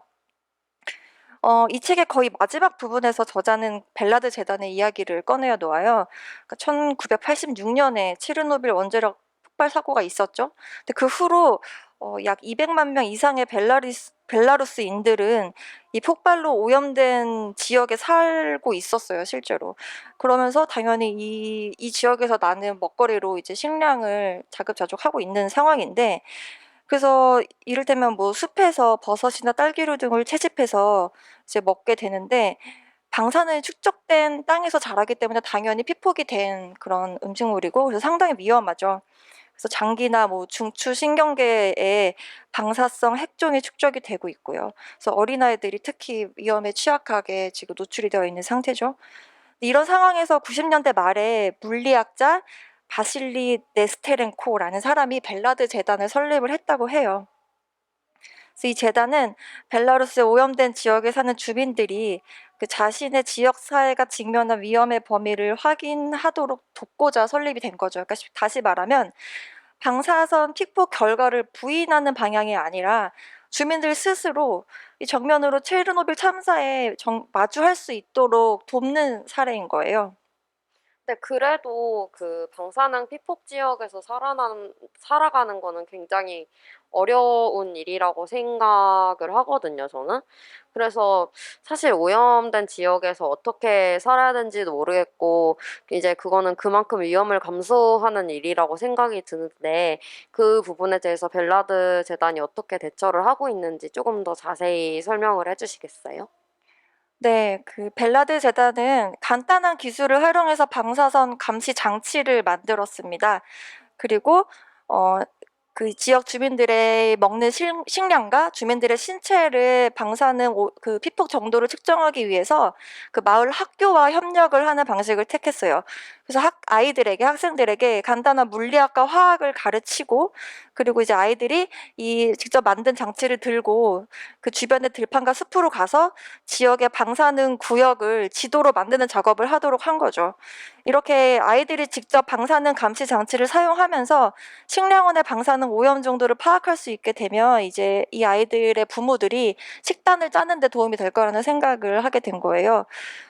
책에 설명된 바에 따르면 아침에 딴 블루베리의 무게를 재고 복사기에 위치시켜 킬로그램당 베크렐의 수치를 계산하는 방식을 따르고, 당국에서 설정한 어떤 그 기준치가 있겠죠. 방사능 기준치. 그거와 비교해서 이게 먹어도 될지 안 될지를 스스로 판단하도록 한 거예요. 근데 실제로 해당 지역의 시장에 가면은 진열된 농산물마다 세슘 137이라는 물질의 수치가 적힌 그 증명서를 함께 진열하도록 되어 있어요. 법적으로 그렇게 규제가 되어 있는데, 실상 확인을 해보면 모든 증명서의 수치가 동일하게 적혀 있다는 거를 알 수가 있죠. 근데 세슘 137이 뭐죠? 그리고 그 모든 수치가 동일하다는 게 무슨 얘기인지 잘 모르겠어요, 저. 네, 그러니까 세슘 137은 우리가 흔히 이제 방사능에 피폭됐다라는 사실을 알 수 있는 그걸 확인하는 물질인 거예요. 그리고 우리도 보통 이제 섭취하는 뭐 음식이나 의약품이나 심지어 뭐 화장품에도 뒤에 라벨링이 되어 있어서 여기에 어떤 물질들이 함유되어 있고 어떤 수치가 함유되어 있는지를 볼 수가 있잖아요.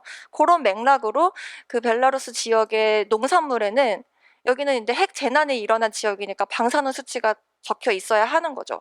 근데 그 수치가 모두 같다라는 말은 반대로 아무도 제대로 측정을 하고 있지 않다라는 말인 거예요.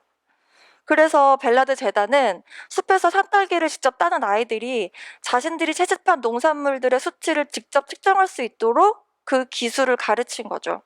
그래서 아이들은 자신이 무엇을 먹고 있는지를 알 수 있게 되고, 근데 실제로 체르노빌 사고 이후에 그 관련된 정보가 철저히 검열당했다고 해요. 그래서 국제 과학자들은 어린이들 사이에서 암이 유행한다는 증거를 억누르기도 하고, 여기에 이제 반대하는 과학자들은 철저히 배제당하기도 하고요. 그리고 체르노빌 사고에 대한 어떤 불완전한 그런 결과를 보도자료로 계속 내는 등 좀 선동을 했습니다.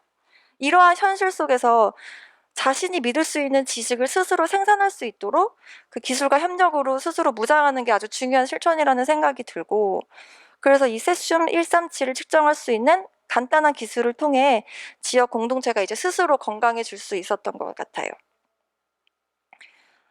이어서 바로 이제 다음 사례를 소개를 할게요. 두 번째로 소개하고 싶은 건, 아까 이제 벨라드 재단이 약간 좀 과학기술학에서야 좀 클래식한 사례라면, 이번 사례는 좀 미술 쪽에서 과학기술학과 접목된 클래식한 사례예요. 그래서 크리티컬 아트 앙상블이라는 아티스트 단체인데, 저는 또 석사 논문에서 이들의 작업을 소개하기도 했어서 제가 상당히 애정하는 그런 작가들입니다. 그리고 이제 최근에 전혜숙 선생님께서 인류새 미술이라는 책을 쓰셨는데 여기서도 이들의 작업이 소개가 되고 있어요. 그래서 이런 쪽에 관심이 있으신 분들은 찾아보셔도 좋을 것 같아서 이제 소개를 해드리고요. 크리티컬 아트 앙상블은 1987년에 설립된 단체예요. 상당히 역사가 좀 오래됐죠. 처음에는 5명이 모여서 시작을 했는데 약간 프로젝트 성격에 따라서 멤버들이 좀 유동적으로 바뀌는 모양입니다. 그래서 이들은 자신들을 스스로 상황적이고 일시적이고 자기 종결적이라고 설명을 하고 있고, 특히 분자생물학, 생화학 분야의 지식에 개입을 해서 과학 실험을 진행하는 이런 과학 지식을 둘러싼 특정한 이슈에 정치적인 개입을 하는 작업을 끊임없이 보여주고 있어요. 오늘 제가 얘기하고 싶은 프로젝트는 2003년부터 2004년까지 2년 동안 진행했던 무료 곡물 검사인데요. 이 프로젝트는 기본적인 분자생물학 기술을 이용해서 실제로 유통되는 농산물의 유전자 조작 여부를 테스트하는 그런 프로젝트였습니다. 그래서 갤러리가 일시적으로 실험실로 바뀌어요. 관객들이 자신들이 산 농산물들이 이게 유전자 조작 음식인지 아닌지 잘 모를 때 갤러리로 가져가면 이들이 이거를 테스트해서 그 여부를 판단을 해주는 거죠. 그래서 결국엔 이 프로젝트의 목적은 이 사람들이 유전자 조작 농산물과 그 배후에 있는 어떤 문제들에 대해서 경각심을 갖게 만들기 위해서 프로젝트를 했다고 볼 수 있습니다. 그럼 이게 일종의 실천적 퍼포먼스이기도 한 거네요. 네, 맞아요. 그렇게도 읽힐 수 있고요. 좀 더 이렇게 좀 배경 상황을 이해를 하면은 재미가 있을 것 같아요. 뭐냐면 당시에 2003년 이때 유럽에서 그 유전자 조작된 식물들의 유통에 대해서 강경히 이제 금지하는 법안이 통과가 됐었다고 해요. 그러니까 유럽에서 이런 법안이 통과가 되니까 여기에 농산물을 수출하던 미국은 상당한 타격을 받게 된 거죠. 그래서 이때 미국이 한 전략이 뭐냐면 융통성 있는 라벨링 작업이라는 이런 전략을 펼쳐요. 이게 뭐냐면 아까 벨라드 재단에서 벨라루스 지역의 농산물들의 동일한 세슘 137 수치가 써 있다라고 말한 것과 비슷한 맥락인 거예요. 그러니까 교묘하게 그 유럽의 법망을 통과할 정도로 유전자 조작 식품에 대해서 정보를 교묘하게 라벨링 작업을 한 거죠.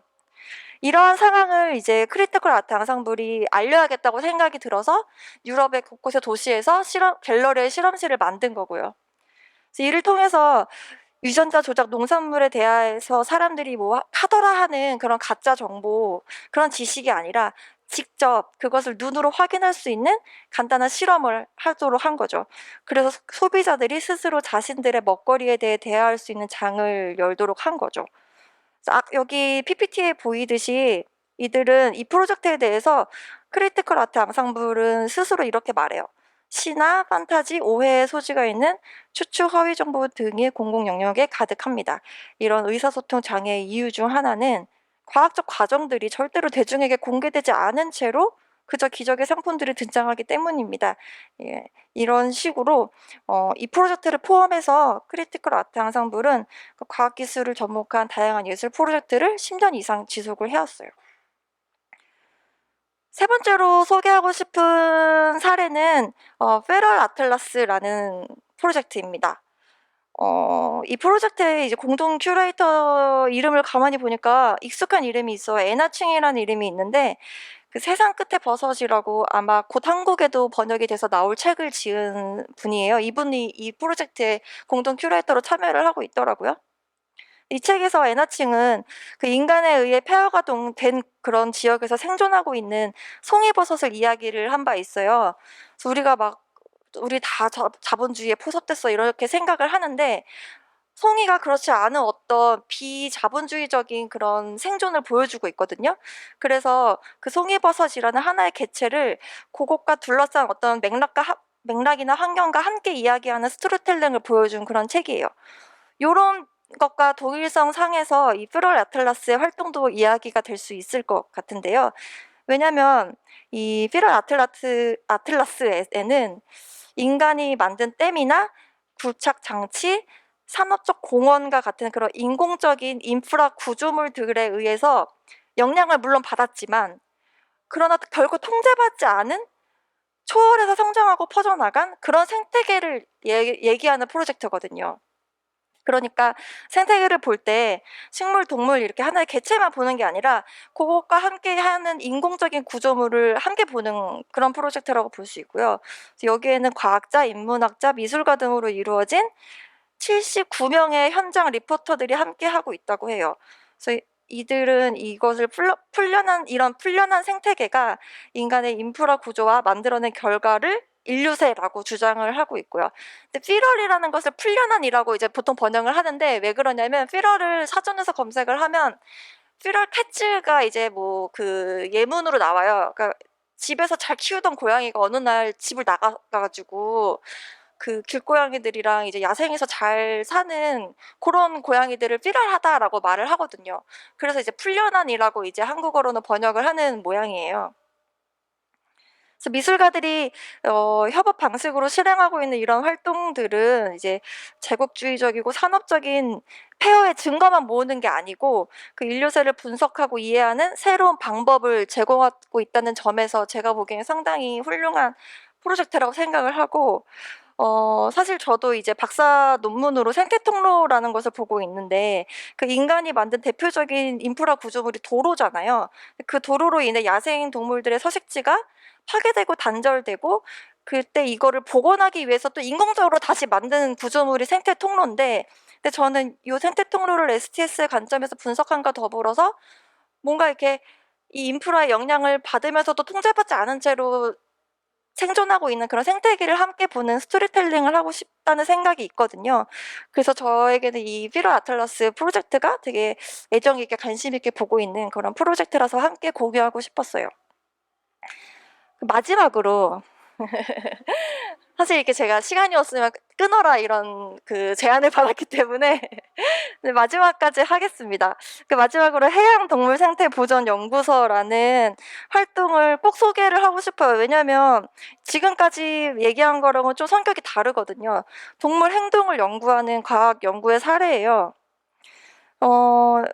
이 연구소를 이끄는 정수진 선생님은 2013년에 제도리 방류 프로젝트에 참여한 것을 계기로 이 남방 큰 돌고래 행동 생태 연구를 하게 됐는데 혹시 제도리 방류 프로젝트 얘기를 들어보신 분들도 있을 거예요. 그러니까 우연히 포획된 그 제도리가 이제 동물원에 판매되고 그러면서 다시 방류하게 되는 그런 시민 운동이 있었고 거기에 이제 연관을 관련이 되시면서 정수진 선생님이 결국에는 박사 주제를 남방 큰 돌고래로 바꾸셨다고 해요. 그리고 그 이후에도 계속 이 프로젝트를 하고 계신데 이 남방 큰 돌고래는 제주도에서만 볼 수가 있어요. 그리고 전체 개체 수도 120여 마리에 불과하다고 해요.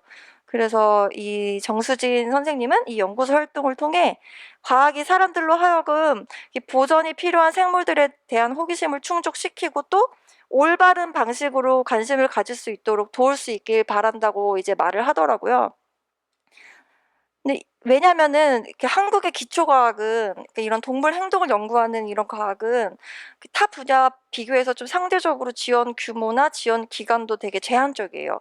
그러니까 뭐 요즘에 많이 이제 지원받는 연구는 유전자나 뭐 분자 단위의 어떤 그런 연구가 지원을 많이 받고 이를 통해서 어떻게 인간에게 경제적으로 혹은 뭐 인류에게 이로울 수 있는 방향으로 이 연구가 쓰일 수 있는지 그런 분야에만 이제 지원이 많이 이루어지는 반면에 이런 동물 행동을 연구하는 분야에는 지원이 좀 제한적인데 그래서 저는 이 정수진 선생님의 연구가 좀 잘 됐으면 하는 바람에 꼭 이렇게 소개를 하고 싶었거든요.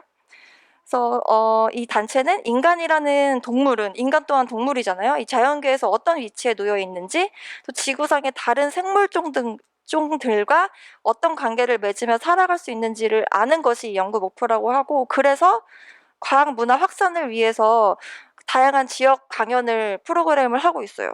여기에 더해서 남방 큰 돌고래 등 지느러미 모양을 개체별로 분류하고 분석한 포스터를 제작해서 제주 지역의 서점에서 무료로 배포를 하고 있거든요. 그래서 여러분이 제주도에 놀러 가셨다가 서점을 가시게 되면 이걸 한번 찾아보셔도 좋을 것 같아요.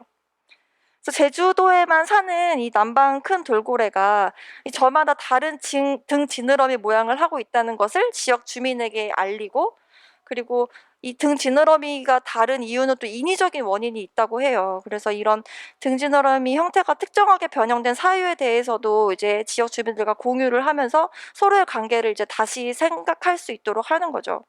그래서 이들의 연구와 실천이 지역 공동체에 상당히 기여하고 있고 너무 아름답다고 생각을 하기 때문에 소개하게 됐습니다. 네, 너무 감사합니다. 마지막 사례까지 다 들을 수 있어서 정말 좋았던 것 같습니다. 네, 여러분, 이 사례들 너무 좋은 사례들이니까 관심 가시면은 더 찾아보시면 좋을 것 같아요. 이제 피럴 아틀라스를 얘기하면서 미나가 인류세에 대해서 얘기를 했는데, 인류세가 뭔지 소영이 좀 설명을 덧붙여 줄 수 있을까요? 네, 설명을 조금 덧붙이자면 과학계에서 인간의 활동으로 인해 지구 시스템에 어떤 파국적인 변화가 있었다. 이거는 이전의 새랑은 다른 새라고 불러야 할 만큼 그렇다. 그래서 인류세라는 지질학적인 시대 명칭을 우리가 써야 한다라는 식으로 제안을 했어요. 근대화 과정에서 성장률이 급증하면서 환경의 부담도 동시에 가속된 것이 통계적으로도 확인이 된다고 하고요. 그래서 이거를 뭔가 다르게 불러야 하는 게 아니냐는 제안이 나왔던 거죠, 과학계에서. 그런데 이런 식으로 인류세를 이미 도래한 새라고 생각을 하게 되면 사실 이제 더는 돌이킬 수 없다는 인상을 받게 되잖아요. 그래서 이제 미나 발표에서도 아까 에나칭이 언급이 됐었는데, 에나칭하고 이제 해러웨이가 함께 생각을 하면서 트러블과 함께하기라는 책에서 여전히 우리에게 가능한 회복을 상상하기 위해서 인류세를, 이제 이전 세가 홀로세인데 그 홀로세랑 그 다음 세, 아직 도래하지 않은 그 다음 세 사이의 경계 사건으로 보자라고 제안을 합니다. 그러면 뭔가 여전히 간신히 가능한 세계를 위해서 우리가 애쓸 수가 있잖아요. 그래서 해러웨이와 칭은 여전히 가능한 레퓨지화, 그러니까 피난처를 되살리는 방식으로 이 경계 시기를 최대한 짧고 얇게 만들자라고 제안을 합니다. 그런데 이때 피난처라고 하는 것이 인간과 다른 비인간 생명체를 그냥 분리해서 보호하는 그런 피난처를 의미하는 게 아닌 것 같아요. 왜냐면 인간만 세계 만들기를 하는 게 아니기 때문이죠. 피난처를 되살리는 데는 여러 다양한 종들이 함께 협력해서 세계를 만들고 있는 이 인간 너머의 리듬을 알아차리는 일이 중요하다라고 이제 칭이나 해러웨이는 생각을 합니다. 사실 그럴 수 있기 위해서 이제 미나가 이야기해준 것 같은 과학 예술 프로젝트들이 중요한 거죠. 그래서 해러웨이도 이제 이 책에서 그런 프로젝트를 소개하기도 하고요. 오늘 저희가 페미니즘 STS에 대해서 전반적으로 소개를 해드렸는데요. 해러웨이는 기술과학이 이렇게 간신히 가능한 세계들을 향한 갈망으로 이런 자유 프로젝트들에 개입할 수 있도록 어떤 분석 도구를 디자인해야 된다라고 이야기를 합니다. 그러니까 저희가 함께 놓여있는 이 기술적인 조건들이 블랙박스로 그냥 감춰지는 것이 아니라 보다 적극적으로 무엇이 왜 어떻게 실제로 간주가 되는지, 그리고 그런 이야기 속에서 누가 이득을 보는지, 그리고 어떻게 서로 유대관계를 형성하고 있는지, 이것에 의문을 생산하는 일이 중요하다고 해러웨이는 생각을 하면서 기존의 어떤 연결관계에 이렇게 만들어져 있는 고물망을 좀 해결시키고 어떤 종류의 집합체가 함께 더 잘 살고 더 잘 죽을 수 있는 세계를 꿈꿉니다. 오늘 저는 이 자리를 좀 마무리를 하게 될 텐데, 그렇게 다른 세계를 만들기 위해서는 다르게 생각을 해야 하고, 그럴 수 있기 위해서는 다시 어떤 것과 함께 생각할 것인지가 중요하다라고 이야기를 하고 싶어요. 아까 슬기가 발표를 하면서 희수는 초음파 기술과 함께 생각하고, 현아는 폐기물과 함께 생각하고, 그 다음에 슬기는 세월호 유가족들과 함께 생각한다고 얘기를 했는데, 누구와 어떤 것과 함께 생각할 것인지가 중요한 거죠. 해로웨이는 이 트러블과 함께하기 2장에서 생각이 혼자 하는 것일 수 없고 늘 어떤 것과 함께하는 것이라고 얘기를 하는 게 전 되게 인상적이었어요. 이 말이 되게 반복적으로 나오거든요. 다른 관념들을 사유하기 위해 어떤 관념들을 가지고 사유하느냐가 중요하다. 이거는 해로웨이가 스트레스는 인용하면서 하는 말인데, 생각들 사이에 실뜨기가 중요하다는 얘기를 해요. 그러니까 내가 어떤 모양으로 이렇게 실뜨기를 해. 그 다음에 옆에 넘겨줘. 그럼 그걸 이어서 다시 또 실뜨기를 하고, 뭔가 떨어지기도 하고, 뭔가 이어지지 않을 수도 있고, 이런 실뜨기인 거죠. 사실 어떤 커뮤니티, 어떤 네트워크를 만든다는 건 함께 생각할 수 있는 동료를 만든다는 거고, 이 공동체 안에서 내가 생각하고 주장하려는 게 어떻게 의미를 가질 수 있는지 함께 알게 된다는 거란 생각을 해요. 그래서 뭔가 지지받을 수 있고 태비처럼 뭔가 생각을 함께 뜨겁게 숙성시킬 수 있는 거라는 생각이 들었습니다. 그래서 뭔가 제가 맨 처음에 앞서서 이 분야 여성 연구자들이 뭔가 말하기 어려운 상황에 자주 처하게 되는 것 같다라는 얘기를 했었는데, 그런 상황에서 당당히 내가 이야기할 수 있는, 마치 전투복을 입은 것처럼 단단하게 이야기할 수 있는 어떤 든든한 힘을 주는 게 이런 공동체에서 함께 이런 뜨겁게 지지하고 토론했던 경험이 아닐까라는 생각이 들었어요. 전 이거 다들 한마디씩 하는 줄 알고 준비했다가 저희 이렇게 멋들어진 말을 하려고 하는 건 아니고, 저는 학부 때부터 이제 서울이 아닌 지방 공대에서 공부를 하고 지금 또 지방에서 공부를 하고 있는데요. 그래서 이렇게 서울에 있는 이 다른 대학원생들하고 연대하고 같이 공동체를 만드는 게 되게 소중했어요. 그게 되게 매끄럽지 않은 경험이거든요. 생각해보면은 대학원생들은 다 바쁜데 학교도 다 달라요. 그러면 바쁜 시기도 다 다르고 그 학사 일정도 다 다르고, 그러면은 누구는 막 일하다가 못 오고 누구는 막 늦잠 자고 난리가 나거든요. 근데 이제 그럼에도 저희는 어떤 우리가 함께 하는 거에 의미를 계속 찾아가고 서로 그 매끄럽지 않은 경계를 계속 이해해주고 그래도 같이 가려는 노력을 계속하는 그런 고마운 단체인 것 같습니다. 네, 늦잠 자는 사람으로서 참 감동적인 말이었습니다. 이제 오늘 앞서 발표한 그 과연의 동료들의 소중함을 다시 한번 느낄 수 있게 해주는 열정적인 말들이었고요. 그리고 앞으로 저희 과연의 뿐만이 아니라 오늘 이 자리에 참석해 주신 여러분, 그리고 우리가 같이 꾸려나가는 세계들, 그 세계에 같이 거주하는 존재들이 다 어우러져서 실뜨기 놀이를 할 수 있는 그런 세상을 같이 꾸려보기를 생각을 하면서 발표를 마무리하겠습니다.